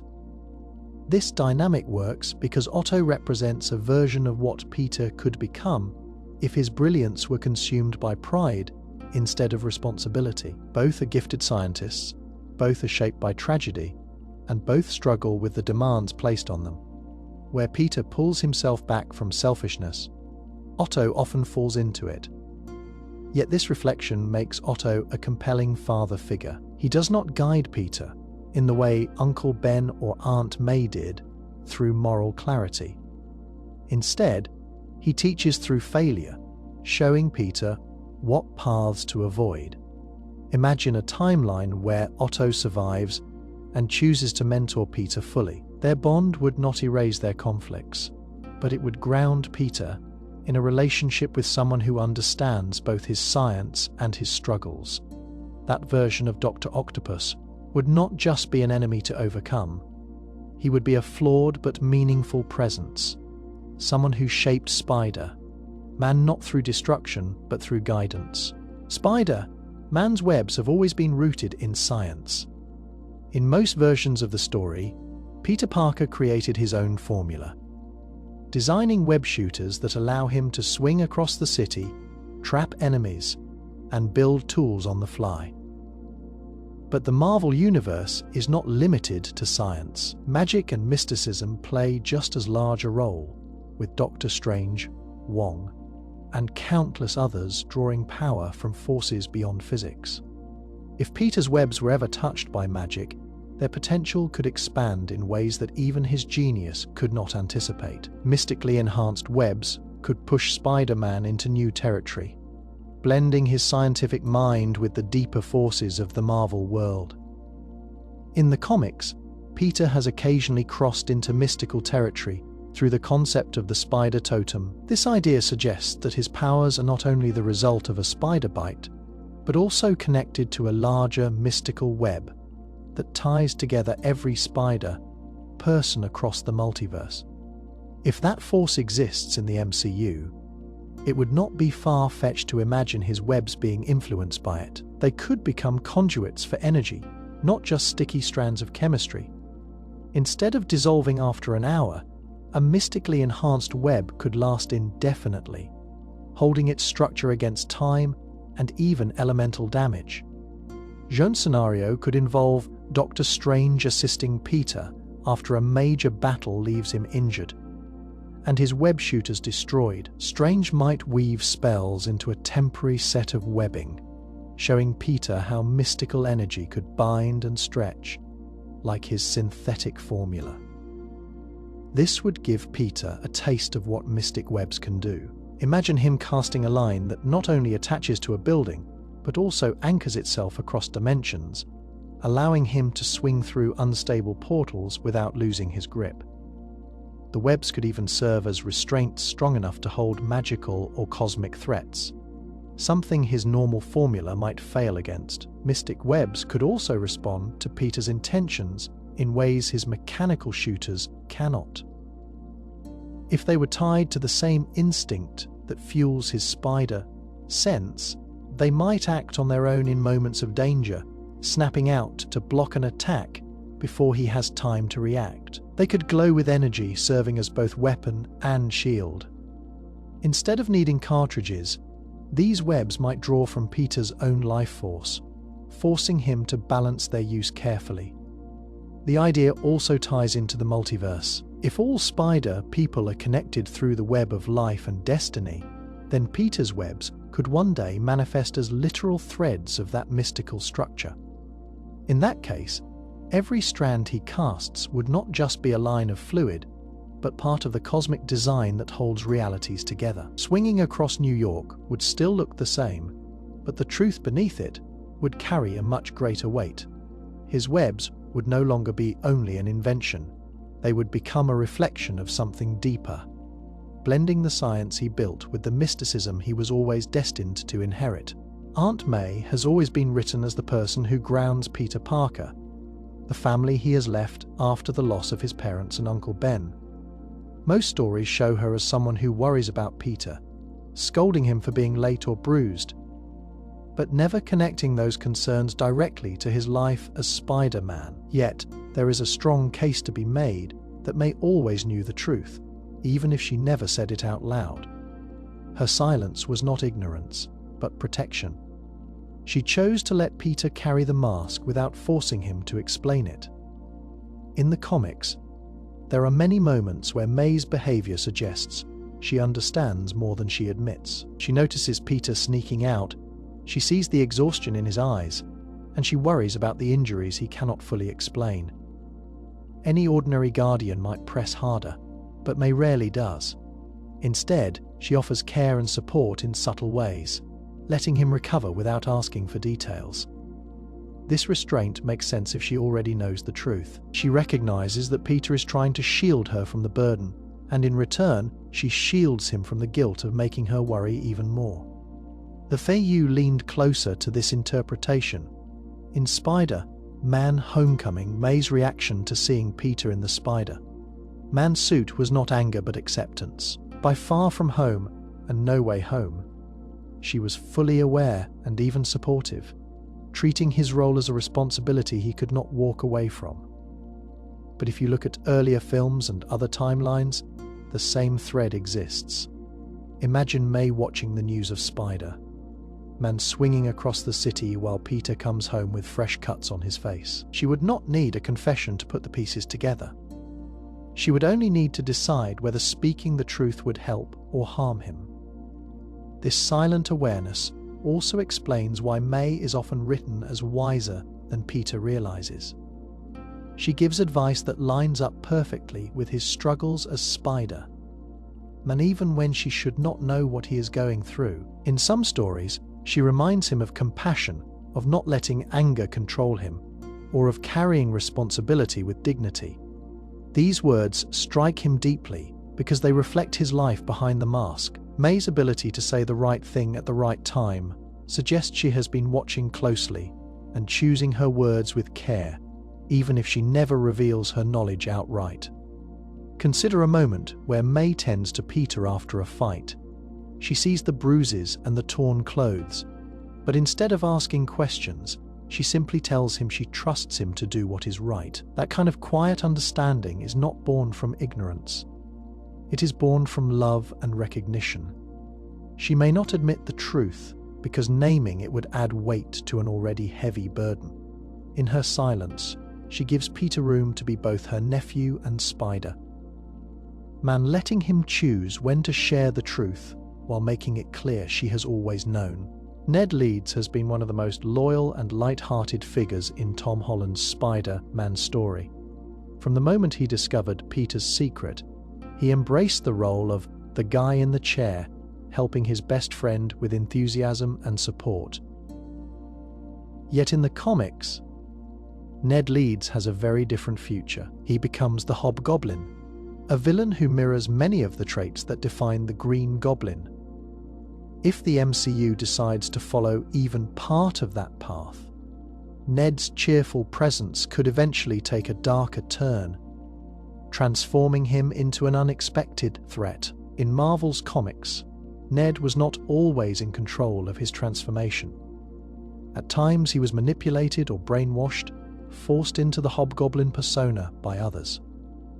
This detail matters because it shows that becoming the Hobgoblin does not always mean a betrayal from within. It can mean a tragedy where someone close to Peter is twisted into an enemy against their will. If the MCU chose this direction, Ned's eventual fall would not erase his loyalty. It would highlight how fragile even the strongest friendships can be in a world full of manipulation and power. The MCU has already planted subtle seeds. In No Way Home, when the three Spider-Men share stories of their friends, Ned hears how Harry Osborn betrayed both Tobey Maguire's and Andrew Garfield's Peters. Shaken by the idea, he promised his Peter that he would never turn against him. At the time, it felt like a moment of humor, but Marvel often places jokes as foreshadowing. That line could return later as bitter irony if Ned were ever to become the Hobgoblin. His promise not to betray Peter would make the eventual conflict more personal, because both of them would remember that vow. The there is also the matter of magic. In No Way Home, Ned discovered that he had a natural connection to sorcery, even managing to use a sling ring to open portals. While the film played this as comic relief, it established that Ned has untapped potential. If that power grows and mixes with anger, grief, or outside influence, it could push him into dangerous territory. The Hobgoblin identity might not emerge from science alone, but from a combination of technology and mystical corruption. That kind of hybrid villain would fit the MCU's blending of traditions. Imagine a scenario where Peter reconnects with Ned after the memory spell. Ned does not remember their bond, but his exposure to magic or advanced technology draws him into conflict. Perhaps someone offers him power under the guise of helping him. Perhaps he discovers pieces of goblin tech left behind after the multiverse collapse. Slowly, the cheerful friend becomes a figure twisted by forces larger than himself. For Peter, The hardest part would not be the fight, but recognizing the face behind the mask. A friend he once trusted, now standing across from him as the hobgoblin. The idea of the spider, totem, comes from a mystical side of Spider-Man's mythology, one that explains his powers as more than the result of a radioactive accident. In this view, Peter Parker is connected to a larger web of destiny, a force that ties together every spider-powered being across the multiverse. If this is true, then Peter is not just a man with powers. He is part of something much older and much larger. His spirit might live on, even if his body falls, echoing through the web of life as the spider totem. In the comics, this concept first appeared in the Spider-Man the Other and Spider-Verse storylines. It reframed Peter's powers as mystical in origin, suggesting that the spider which bit him was not random, but chosen by fate. The web of life and destiny connected him to others like him. Gwen Stacy as Spider-Woman, Miles Morales, Miguel O'Hara, and countless more. Each of them was part of the same cosmic design. Death did not end their presence in the web. Instead, their spirits lingered, guiding or even returning through the threads of destiny. For Peter, this meant that his role as Spider-Man was not tied only to his physical body. It was tied to his place as a totem, a spiritual anchor for the Spider legacy. If this idea were brought into the MCU, it would open new directions for Peter's story. Imagine a scenario where Peter dies in battle, sacrificing himself to protect the multiverse. On the surface, his story ends, but through the spider totem, his presence continues. Felt by other Spider-People, Miles Morales might hear his voice in dreams, or Gwen from another universe might sense his guidance in moments of crisis. His advice would not come through memory, but through the web itself, carrying fragments of his spirit across dimensions. This would also explain why Spider-Man's symbol and story repeat across universes. Even when details change, the spider always finds someone to carry the mantle. The totem ensures that the essence of Spider-Man, responsibility, sacrifice, and resilience, never disappears. Peter's death would not erase that presence. It would make him part of the eternal structure that ensures Spider-Man always returns. There are darker angles to this as well. In some stories, totems can be hunted or consumed by beings who feed on their power. If Peter lives on as a spider totem, then his spirit could remain a target even beyond death. Villains like Morlun and the Inheritors thrive on destroying spider totems, feeding on the energy that binds them. This means Peter's sacrifice might not bring him peace. His role would continue, pulling him back into the fight even when he should be gone. The spider totem reframes Peter Parker as more than a hero. It makes him part of a living myth that stretches across the multiverse. His body may fall, but his essence, his spirit tied to the web of life, would continue to echo, guiding others who take up the mask after him. The Spider-Verse is more than a collection of alternate realities where different versions of Spider-Man exist. At its center is a mystical structure known as the web of life and destiny. This web functions as a cosmic map, linking every spider-powered being across the multiverse. It is not a metaphor, but an actual force, woven into the fabric of existence. Each strand represents a timeline, and each node represents a spider-person, from Peter Parker to Miles Morales to versions far stranger and more distant. The web ensures that no matter how many worlds there are, the idea of Spider-Man will always find a place. The web of life has its keepers, most often represented by a figure known as Madam Web. She is not a spider-woman in the traditional sense, but a guide who can see across timelines. Her visions come from the web itself, allowing her to understand how different realities connect and where they might unravel. When spider, men and spider, woman cross paths, it is rarely coincidence. The web pulls them together, ensuring that their actions echo across dimensions. Without it, the multiverse would be a set of broken threads with no pattern. In the Spider-Verse comic storyline, the web became the battleground for survival. The Inheritors, a family of beings who feed on spider totems, sought to devour its strength by hunting spider people across realities. This threat revealed the deeper truth of the web, that it is both a source of power and a vulnerability. Each spider is not only tied to their own world, but also to the survival of the entire multiverse. If too many threads are cut, the structure itself risks collapse. The MCU has not yet named the web of life, but hints exist. Doctor Strange speaks of the multiverse as fragile, with strands of reality that can break or bend. The way Spider-Man variants came together in No Way Home feels less like random chaos and more like the pull of something larger.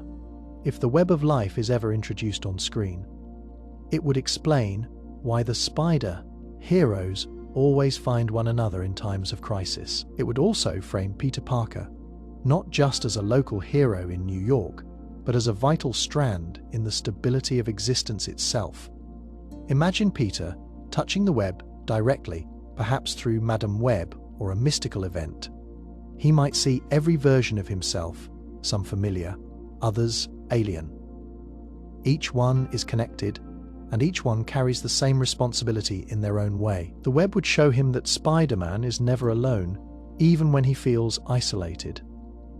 The mask is not just his burden, it is part of a cosmic design that stretches across every world, holding together the balance of life and destiny itself. Ben Reilly is one of the most well-known figures in Spider-Man's extended story. He is Peter Parker's clone, created to be both his double and his rival. In the comics, Ben eventually takes on the name Scarlet Spider and becomes a hero in his own right, even though his existence begins with deception and conflict. If the MCU chooses to follow this path, Ben could already exist somewhere in the background, unseen but waiting for his moment to appear. The idea that he has not yet been revealed fits the way Marvel slowly builds its larger arcs, planting seeds long before characters step into the spotlight. The clone saga in the comics was controversial but important. It revealed that Peter's DNA had been copied by scientists working under shadowy goals. And from that process came Ben. Unlike many villains who simply mirror Peter's powers, Ben is Peter, down to his memories, instincts, and emotional connections. That makes him one of the most dangerous figures Spider-Man could face, because fighting him is like fighting himself. At the same time, Ben's struggle for identity makes him sympathetic. He knows he is not the original, but he still feels the same emotions and memories. His journey becomes about proving he is more than just a copy. If this storyline unfolds in the MCU, it could tie into existing threads. Oscorp does not yet exist in this continuity, but organizations like Damage Control, Sword, or even remnants of Hydra could have experimented with Peter's DNA. In Far From Home, Mysterio framed Spider-Man using advanced technology, and in No Way Home, Peter's blood and identity were exposed to the world. It is not far-fetched to imagine that someone in power took a sample of his DNA during those events. That would be enough to create Ben Reilly in secret, allowing the MCU to introduce him later as a ready-made character whose origin was hidden in plain sight. The dramatic tension of bringing Ben into the MCU lies in his relationship with Peter. Imagine Peter encountering someone who looks exactly like him, fights like him, and remembers details only he should know. At first, the shock alone would destabilize him. But the greater challenge would come from realizing that Ben is not an enemy by choice. He is someone searching for purpose, caught between being a duplicate and being his own person. This conflict could either bring them together as uneasy allies or drive them into violent opposition. Marvel has shown it is willing to explore identity and legacy through characters like Loki and the multiverse Spider. Ben Reilly fits into that theme perfectly. He represents the question of what makes Peter Parker Spider-Man: his DNA, his choices, or his responsibility. The fact that he has not appeared yet in the MCU does not mean he is absent. It likely means he is waiting in the wings. His story already woven into the background, ready to challenge Peter when the time comes. Peter Parker has never sought to lead.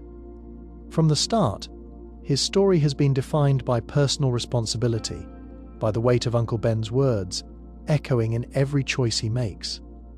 Yet, in the larger world of the MCU, leadership is not always chosen. It is thrust upon those who prove themselves, and Peter has already shown qualities that could place him on the same level as Tony Stark once held. One day, he could rise to become the Iron Man, level leader of Earth's heroes. The MCU has carefully drawn parallels between Peter and Tony. In Homecoming, Tony gave Peter guidance, technology, and mentorship, but he also warned him not to rely too heavily on suits or gadgets. Their bond was built on trust and expectation, and when Tony died in Endgame, Peter carried the weight of that loss more than most. He represented the next generation. The young hero Tony believed could grow into something greater.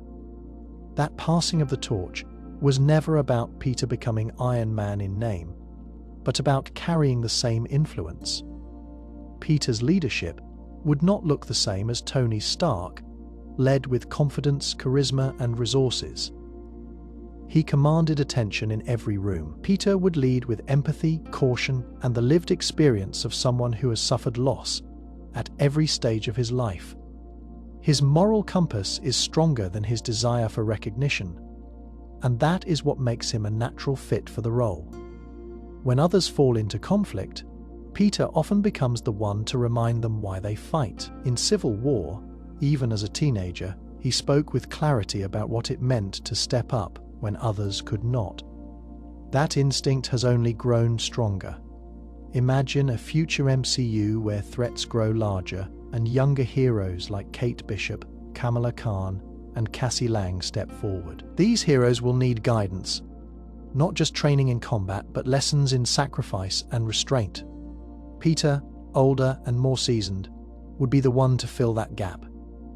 He knows the cost of mistakes. He has seen friends die, relationships collapse, and entire worlds teeter on the edge because of a single decision. That perspective makes him a leader others can trust, even when the choices are painful. Peter also has the intelligence to stand alongside figures like Shuri or Bruce Banner. His scientific mind gives him authority not only in the field, but in strategy. Yet, unlike Tony, he does not let pride dominate his decisions. That humility would help him balance leadership with collaboration. Heroes would not follow him because he demands it, but because he earns it. One day, Peter could lead the Avengers or a new team entirely, standing at the center of Earth's defense the way Tony once did, not as a copy of Iron Man, but as Spider-Man, grounded, tested, and unwilling to let the world fall while he still has strength to fight. The Sinister Six has always been one of Spider-Man's greatest challenges. In most versions, it is a team of his enemies who set aside their personal differences to destroy him together. Villains who could not defeat him alone realize that their only chance is through unity. But if you take that idea beyond a single world, the threat becomes far greater. An interdimensional Sinister Six, formed from villains across multiple universes, would not just endanger one Spider-Man, they would threaten every Spider-Man and the multiverse itself. The seeds of this already exist in the MCU. In No Way Home, villains from other universes were pulled into Tom Holland's world. Dr. Octopus, Electro, Lizard, Sandman, and Green Goblin all stood in the same place. United by circumstance, they did not fully become the Sinister Six, but the setup was clear. If the multiverse continues to fracture, more villains could slip through. Instead of one team formed by accident, an intentional gathering could take place, with someone orchestrating their moves.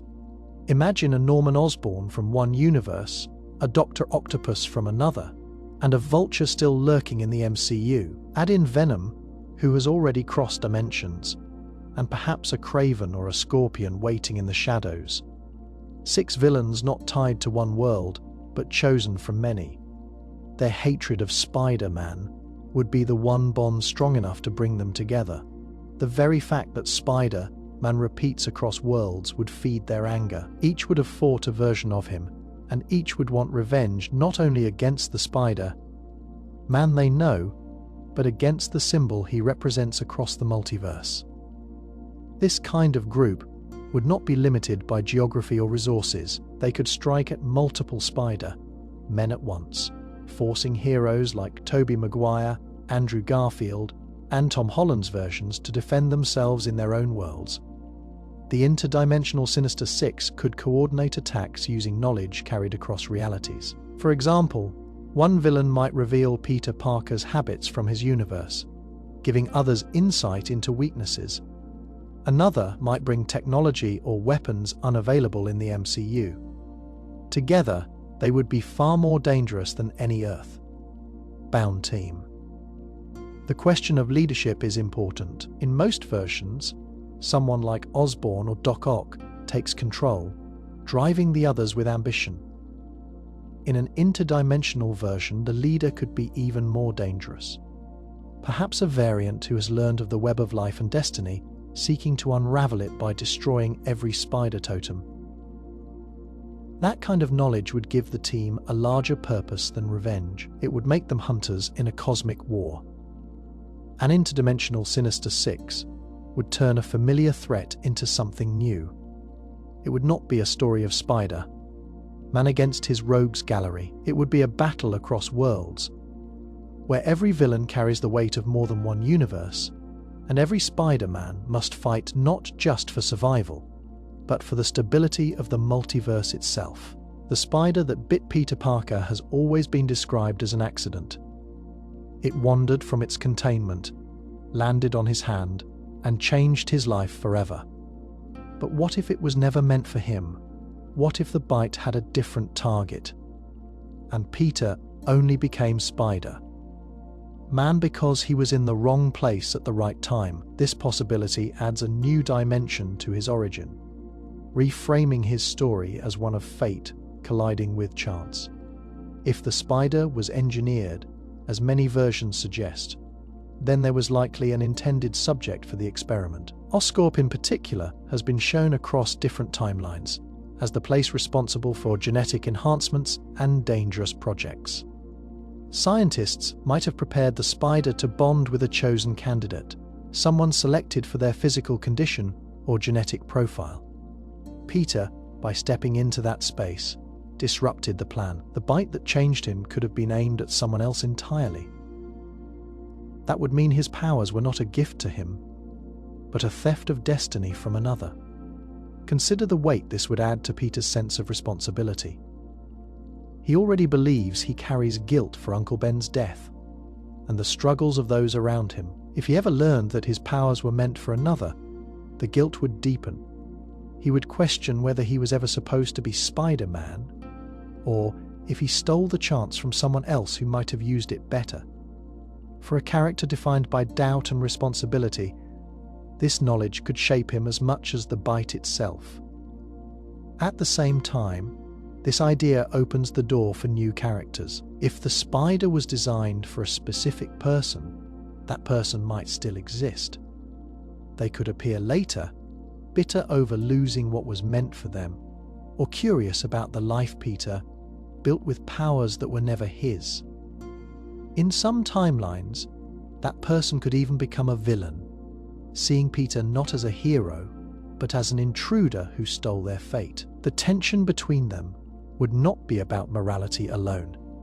It would be about destiny, about who truly deserved the powers of the spider. The multiverse framework strengthens this theory.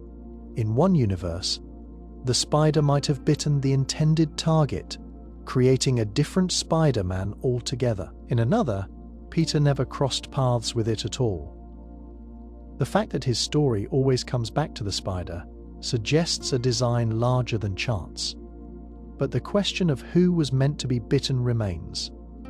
For Peter, this uncertainty does not change what he does with his powers, but it reframes their origin. They may not have been meant for him, yet he carries them with the same determination, proving that destiny is not just about design, but about choice. When Peter Parker first appeared in the MCU, audiences quickly noticed the difference between him and other heroes. Unlike Tony Stark, who built a high-tech suit, or Steve Rogers, who carried a government-issued shield, Peter began with something crude but personal: his homemade suit. In Homecoming, the rough design looked almost laughable compared to the sleek upgrade Tony provided. Yet that early costume was more than a placeholder.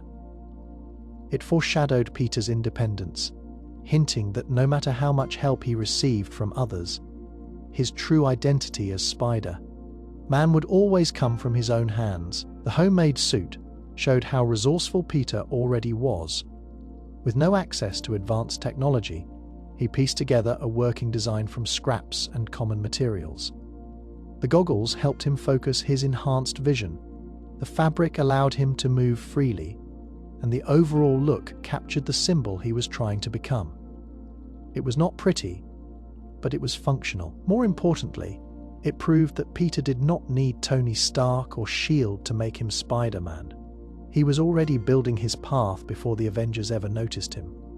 When Tony gave him the upgraded suit, complete with an AI assistant and dozens of hidden functions, it seemed like the perfect evolution. Yet the film deliberately forced Peter to lose that gift. After relying too heavily on Stark's technology, he was stripped of the high-tech armor and forced back into his homemade suit. That moment was crucial. By fighting in the rough costume, Peter proved that his power did not come from gadgets. It came from his will, his courage, and his responsibility. The homemade suit was not just a fallback. It was a reminder that Peter could stand on his own. The symbolism became even clearer after No Way Home.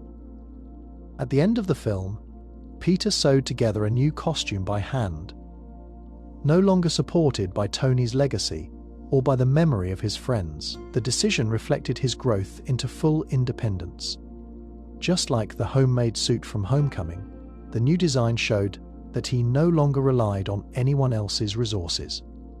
He returned to the essence of Spider-Man, a lone hero, making do with what he has, driven only by his sense of duty. The homemade suit also foreshadows the kind of leader Peter may become. Unlike Iron Man, who built his image on wealth and brilliance, or Captain America, who carried the weight of government backing, Spider-Man starts with nothing but himself. His first suit represents that truth. Even as he fights alongside gods and soldiers, his independence will define him. The crude stitches and cheap fabric were not weaknesses. They were signs of where he came from and proof that he could always survive without help. Venom is not a simple creature.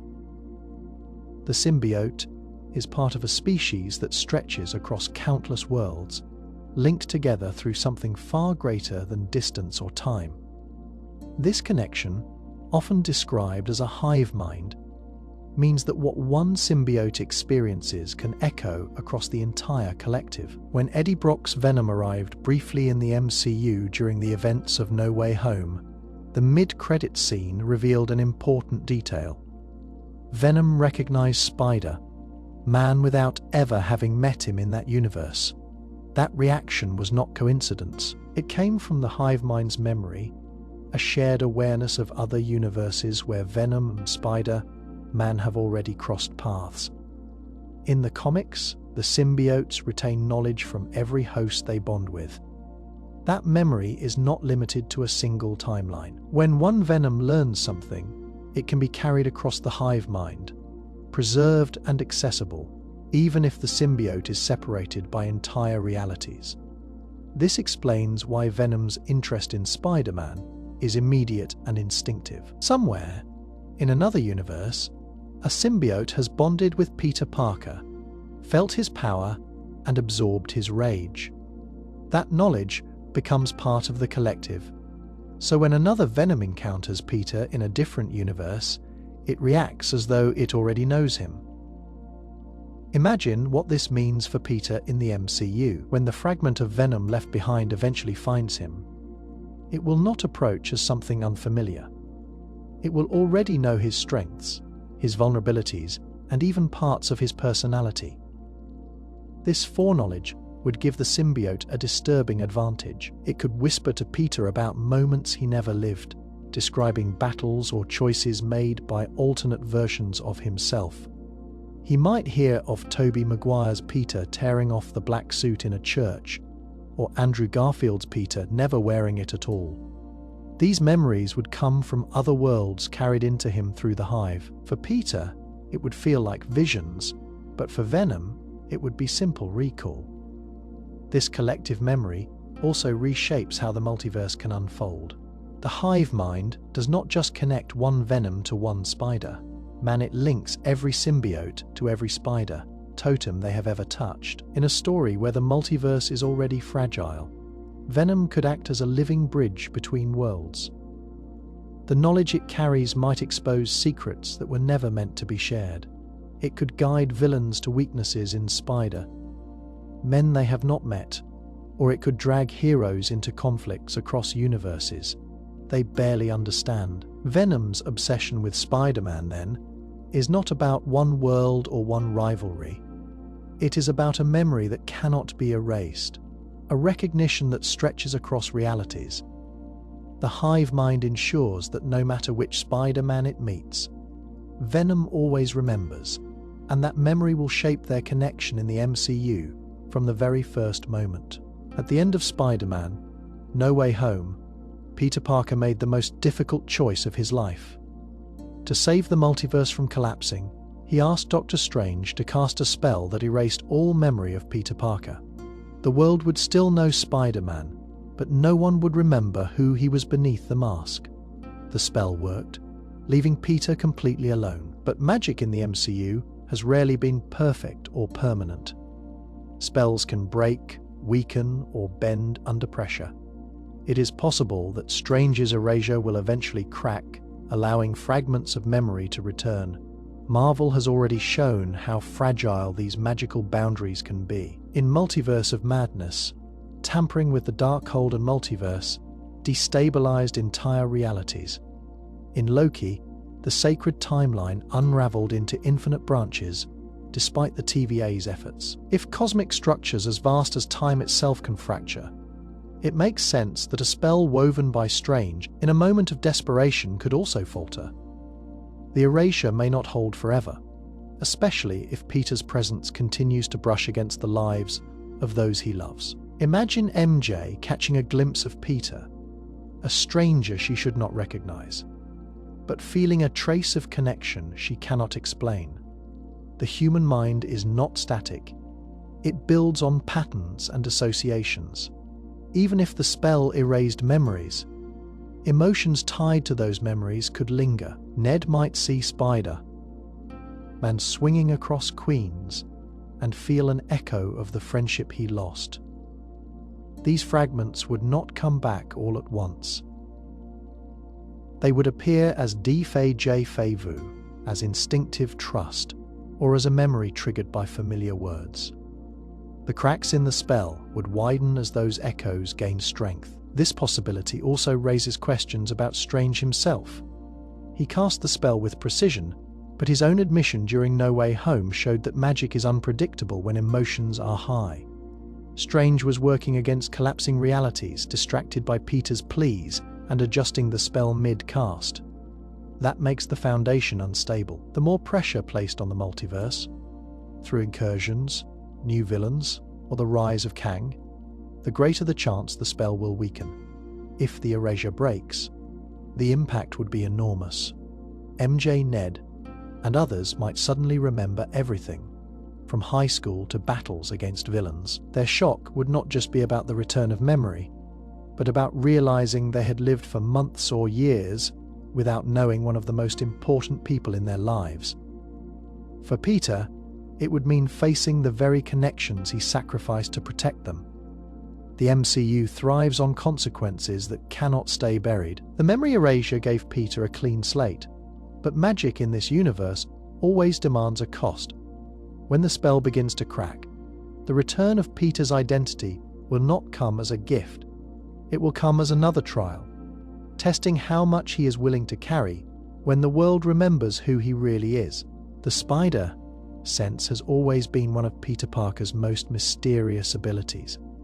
It warns him of threats before they happen, often saving his life when his speed or strength alone would not be enough. Unlike his webs or wall, crawling, this sense is harder to explain with science. It feels instinctive, almost psychic, as though Peter's body knows danger before his mind can register it. But the spider sense does not always act with the same intensity.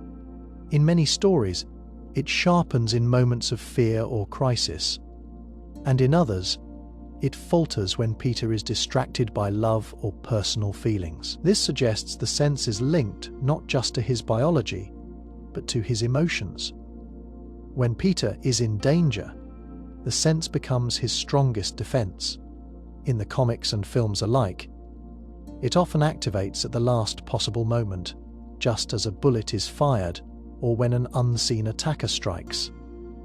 This reflex is not random. Fear and adrenaline heighten awareness in humans naturally, sharpening reflexes in a fight or flight response. For Peter, those emotions may amplify the spider sense, allowing it to fire like an alarm bell. When his survival is on the line, in battle, his mind becomes clear, focused only on danger, which may explain why the sense seems at its peak when his life is threatened. By contrast, the sense sometimes weakens in moments of intimacy. When Peter is close to someone he loves, the shield of constant vigilance drops. He wants to feel safe, and his emotions may silence the constant hum of warning that usually guides him. In Spider-Man 3, for example, his spider sense fails when Mary Jane is in danger, showing that his attachment can dull the ability. This is not weakness in a physical sense, but a reminder that his powers are tied to his humanity. His need for connection can override even the instinct that protects him. Imagine Peter caught in battle while worrying about MJ or Aunt May. His focus splits, and the clarity of his spider sense flickers. A blow that he would normally dodge grazes him, or a trap he might notice goes unseen. This creates vulnerability, not because his powers vanish, but because his emotions cloud the link. The reverse is also true. When he is fully committed to protecting someone, his sense can extend even further, warning him of danger to others, as well as himself. His emotions drive not just the strength of the ability, but its direction. This emotional link makes the spider sense one of the most human powers in the MCU. It is not a mechanical radar or an unbreakable shield. It is part of Peter's nervous system and his heart, responding to both fear and love. In danger, it sharpens to keep him alive. In love, it softens, reminding us that even Spider-Man cannot always separate the hero from the young man beneath the mask. The death of Gwen Stacy is one of the most defining tragedies in Spider-Man's history. In the comics, her fall from the George Washington Bridge became the moment that forced Peter Parker to understand the limits of his power. He caught her with his web, but the sudden stop broke her neck. That failure haunted him, shaping his sense of responsibility more than any victory ever could. What makes this event even more powerful is that it repeats in other universes. No matter the version of Spider-Man, the fall of Gwen Stacy becomes a test of his resolve, a point where the universe forces him to face loss in its most personal form. Andrew Garfield's Peter Parker carried this burden most directly in The Amazing Spider-Man 2. His Gwen fell during a battle with the Green Goblin, and though he reached her in time to catch her, the impact was fatal. That loss defined him in a darker way, leaving him more brutal in fights, less hopeful in outlook. When he appeared in No Way Home, his redemption came in saving another Gwen-like figure, MJ, during her fall. That single moment carried more weight than any fight scene. It proved that the fall is not only about tragedy, but about whether Spider-Man can grow stronger when faced with the same choice again. The repetition of Gwen's fall across timelines suggests it is not coincidence but destiny. In stories where the web of life and destiny governs spider-powered beings, certain events echo across worlds as fixed points. For Peter, Gwen's fall is one of those points. It always comes in some form, forcing him to confront the cost of being Spider-Man. In some worlds, he fails, and the loss shapes him. In others, he saves her. But even then, the test lingers as a reminder of what could have happened. The event exists less as a single story, and more as a trial woven into the identity of Spider-Man himself. This repetition also shows why Spider-Man is different from other heroes. Characters like Tony Stark or Steve Rogers carry their losses, but Peter's story emphasizes the direct link between his personal life and his heroism. He cannot separate love from danger. Gwen's fall embodies that conflict. His greatest joy is tied to his greatest risk, and the universe tests him through that balance. Even when MJ replaces Gwen in some versions, the theme remains. The person Peter loves most becomes the one the universe dangles over the edge, daring him to prove that power and responsibility can exist together. In the multiverse, Gwen Stacy's fall is less about one character and more about the role she plays in Peter's life. She represents the moment when the hero cannot save both the world and the person he loves. That test repeats because it defines who Spider-Man is. Each version of him must face it, and each outcome shapes not only the man beneath the mask, but the hero the multiverse needs. Spider-Man's story has always carried the weight of sacrifice. From the night Uncle Ben died, Peter Parker has lived by the idea that his choices come with consequences.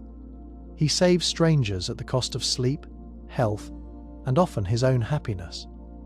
In the larger scope of the MCU and the multiverse, that same theme can only grow. The more the multiverse unravels, the clearer it becomes that one day Peter may have to make the ultimate sacrifice, giving his life to hold together not just his city, but every reality. In No Way Home, Peter already gave up everything that made him Peter Parker. He asked Doctor Strange to erase his existence from the memories of those he loved. MJ, Ned, and even Happy no longer know him. It was a kind of death, a symbolic erasure of his identity so that others could live safely. That moment showed what kind of hero he is. He will not cling to comfort if letting go means saving others.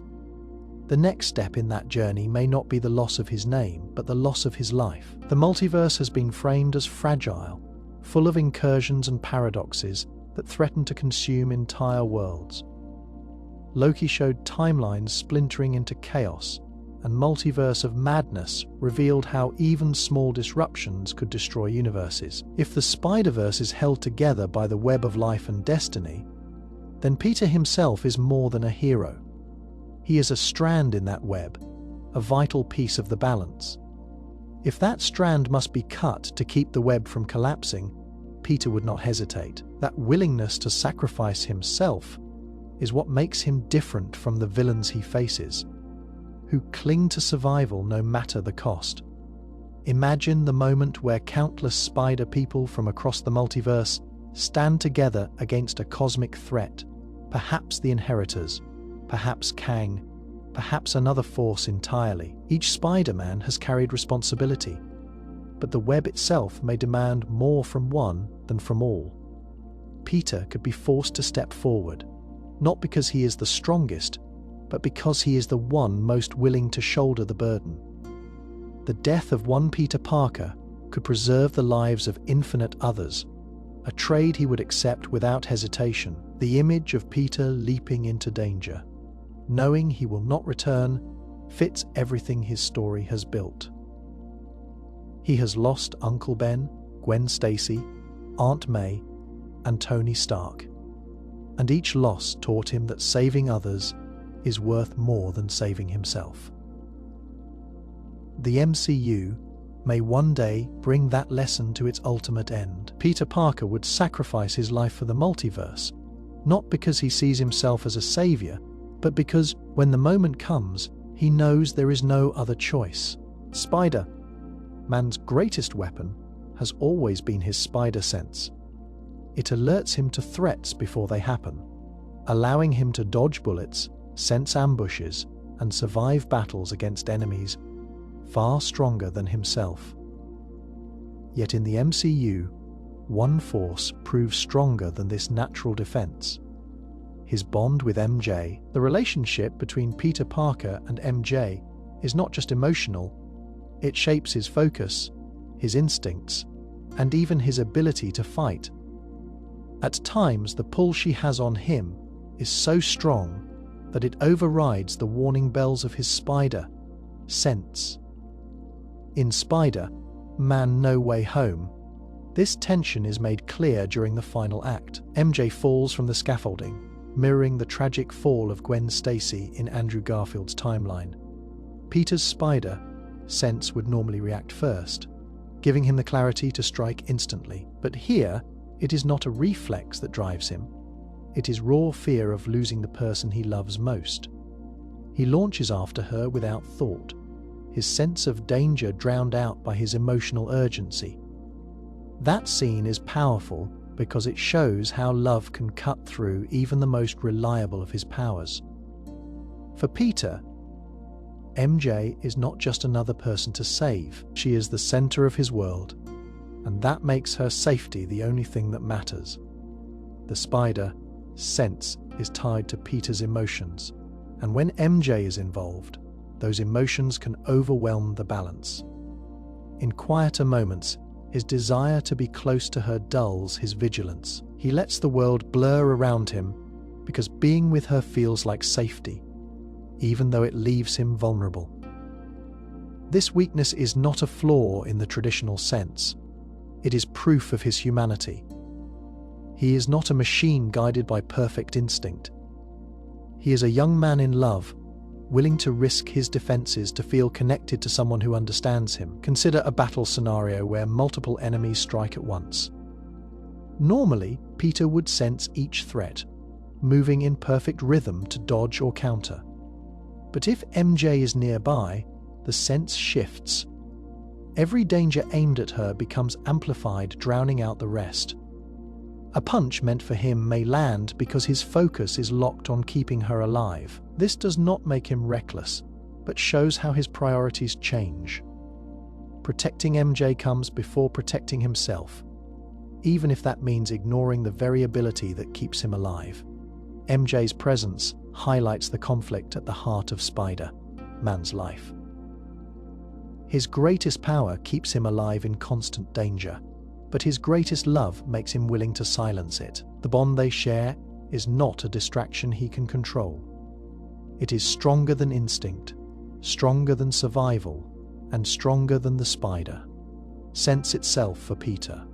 MJ is the one force that can bend even the laws of his own biology. Spider-Man's enemies are as important to his story as the mask itself. From the Green Goblin to Dr. Octopus to Venom, his rogues gallery is one of the most iconic in comics. What makes them stand out is not only their power, but how deeply they connect to Peter Parker's personal life. The villains are rarely random. They are teachers, scientists, friends, and sometimes even father figures. Across the multiverse, this pattern continues. No matter what world Spider-Man exists in, versions of these villains appear. It suggests that his rogues gallery is destined to repeat, bound to him the way his powers are bound to responsibility. In No Way Home, the collision of different Spider-Men and their enemies made this clear. Tobey Maguire's Peter brought in Norman Osborn and Otto Octavius. Andrew Garfield's Peter brought Electro and Lizard. These were not coincidences but reflections. Each Spider-Man had his own set of villains, yet the types were familiar. Scientists who tampered with forces beyond their control, friends who turned into enemies, symbiotes that exposed the darkness within. Even though the faces changed, the roles they played remained constant. The villains are part of a repeating cycle in the Spider-Verse. This repetition can be seen as a function of the web of life and destiny. Just as every universe produces a spider totem, every spider needs adversaries who test the meaning of his power. Norman Osborn is not simply a businessman with a glider. He is the embodiment of ambition turned into madness, a reflection of what Peter could become if responsibility broke under greed. Otto Octavius represents brilliance corrupted by pride. Venom mirrors Peter's rage and temptation to abandon morality. These archetypes must exist in some form because they are the trials Spider-Man is meant to face. Imagine a universe where Spider-Man never encounters a Green Goblin figure. Without that loss, without the test of fighting someone who knows him so well, would Peter become the same hero? The Rogues Gallery repeats, not because of coincidence, but because Peter's growth depends on it. The villains are woven into his journey, always appearing to push him to the edge of his limits. Even when Peter wins, the lesson comes at a cost, whether it is the life of Gwen Stacy, the loss of trust with Harry Osborn, or the temptation of power through the symbiote. The multiverse proves that these stories echo across realities. One world may call him Green Goblin, another might reinvent him entirely, but the role he plays remains. Spider-Man's Rogues Gallery is more than a list of enemies. It is destiny repeating itself, shaping Peter Parker into the hero he must become. Again and again, in every world where the spider's bite takes hold. The spider that bit Peter Parker has always been seen as an accident, a random encounter that gave him powers and set him on the path to becoming Spider. But when you look closely at the way the multiverse has been unfolding in the MCU, that bite may not have been random at all. It may have been the result of Oscorp's experiments with dimensions, an outcome of science pushing into spaces it did not fully understand. The spider was not simply radioactive or genetically modified in the usual sense. It may have carried energy from across worlds, making Peter's transformation something larger than a single event. Oscorp has always been linked to the spider in other versions of the story. In the Amazing Spider-Man films, the spiders were part of genetic research tied to cross-species biology. In the comics, Norman Osborn's company repeatedly tinkered with science that blurred the line between human and animal. If you expand that to the multiverse, it makes sense that Oscorp might not limit itself to genetic tampering. A company with its resources and ambition could easily reach into interdimensional study, opening cracks into other realities long before Doctor Strange or the TVA explained them. The spider that bit Peter could have slipped through as part of those experiments, infused with energy, not from this Earth, but from another world entirely. That detail would change the meaning of Peter's powers. If his spider came from another dimension, then his DNA is not just altered, it is rewritten with a piece of the multiverse itself. This could explain why he is so often drawn into cross-world events. In No Way Home, the spell pulled villains from across realities into his world. On the surface, that was because of Strange's magic. But perhaps Peter's very existence made the world more vulnerable. His biology is already linked to the multiverse, so every disruption ripples through him. The bite was never a local accident. It was a multiversal infection. Consider the possibility that Oscorp in the MCU has not yet revealed itself because its experiments have been running in the shadows. A spider engineered to survive dimensional shifts, might have been one of many subjects. Peter being bitten could have been a failure of containment. Or worse, it could have been the plan all along to see what happens when a human body absorbs multiverse energy. The spider chose Peter, not by design but by proximity, and the outcome created one of the most powerful beings on Earth. Oscorp may not even realize that their spider escaped into the wild, setting off a chain of events they never intended. The multiverse framework also explains why spider, men, appear in so many worlds. If Oscorp tapped into energy that connects to the web of life and destiny, then every bite is not isolated but linked. The spider in one universe is a reflection of the spider in another. They all carry the same essence, spread across dimensions like sparks from the same fire. That is why each Peter Parker carries similar powers, even though their worlds differ. Oscorp's experiments might be the key that unlocked those sparks, making Spider-Man not a coincidence, but an inevitability. Peter Parker has always believed his life changed because of chance. A spider fell, bit him, and everything followed. But if the spider came from Oscorp's multiverse experiments, then his story was never about chance. It was about science reaching too far, pulling something through that should not have existed here.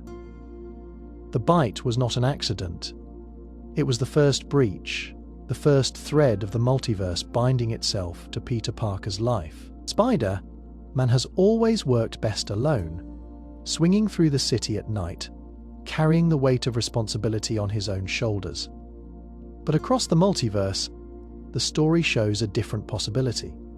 When people from different worlds meet, they often find strength in each other. They share the same burdens, the same losses, and the same drive to protect those who cannot protect themselves. The idea that Peter Parker, or a version of him, could one day lead a permanent team of Spider-People is not just possible, it feels inevitable. Miles Morales is introduced to Spider-Men, Spider-Woman, and even stranger versions like Spider-Ham or Spider-Man Noir. Each comes from a different reality, yet all recognize the bond they share.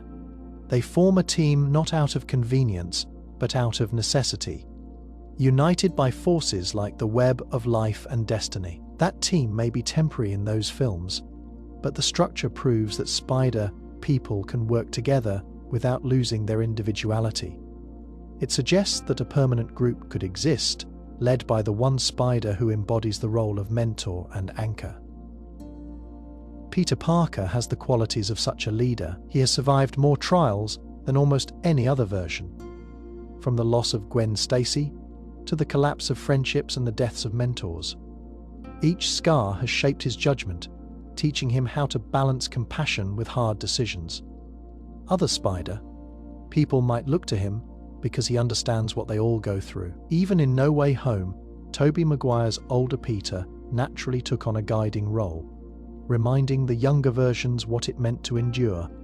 That instinct to lead without asking for, it makes Peter the most likely candidate to hold the center of a Spider-Team, a permanent Spider-Team would also make sense as threats grow larger. Villains like the Inheritors hunt Spider-Totems across worlds. A single Spider-Man cannot stand against them.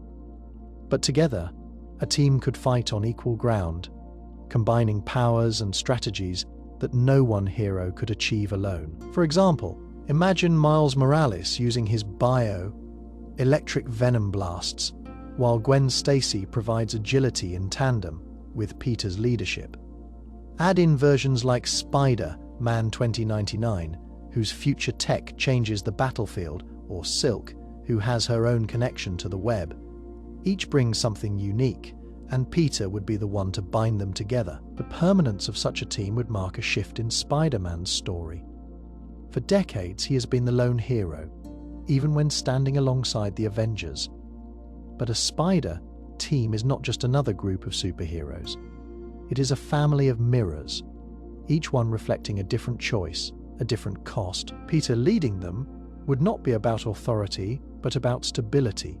He would become the figure that keeps them from fracturing, reminding them why their existence matters not only to their own worlds, but to the multiverse as a whole. In the end, the idea of Spider-Man leading a permanent team of Spider people is not far-fetched. It is the natural evolution of his story in a multiverse that refuses to stay separate. His leadership would not come from strength alone, but from experience, sacrifice, and the ability to see himself in every mask around him.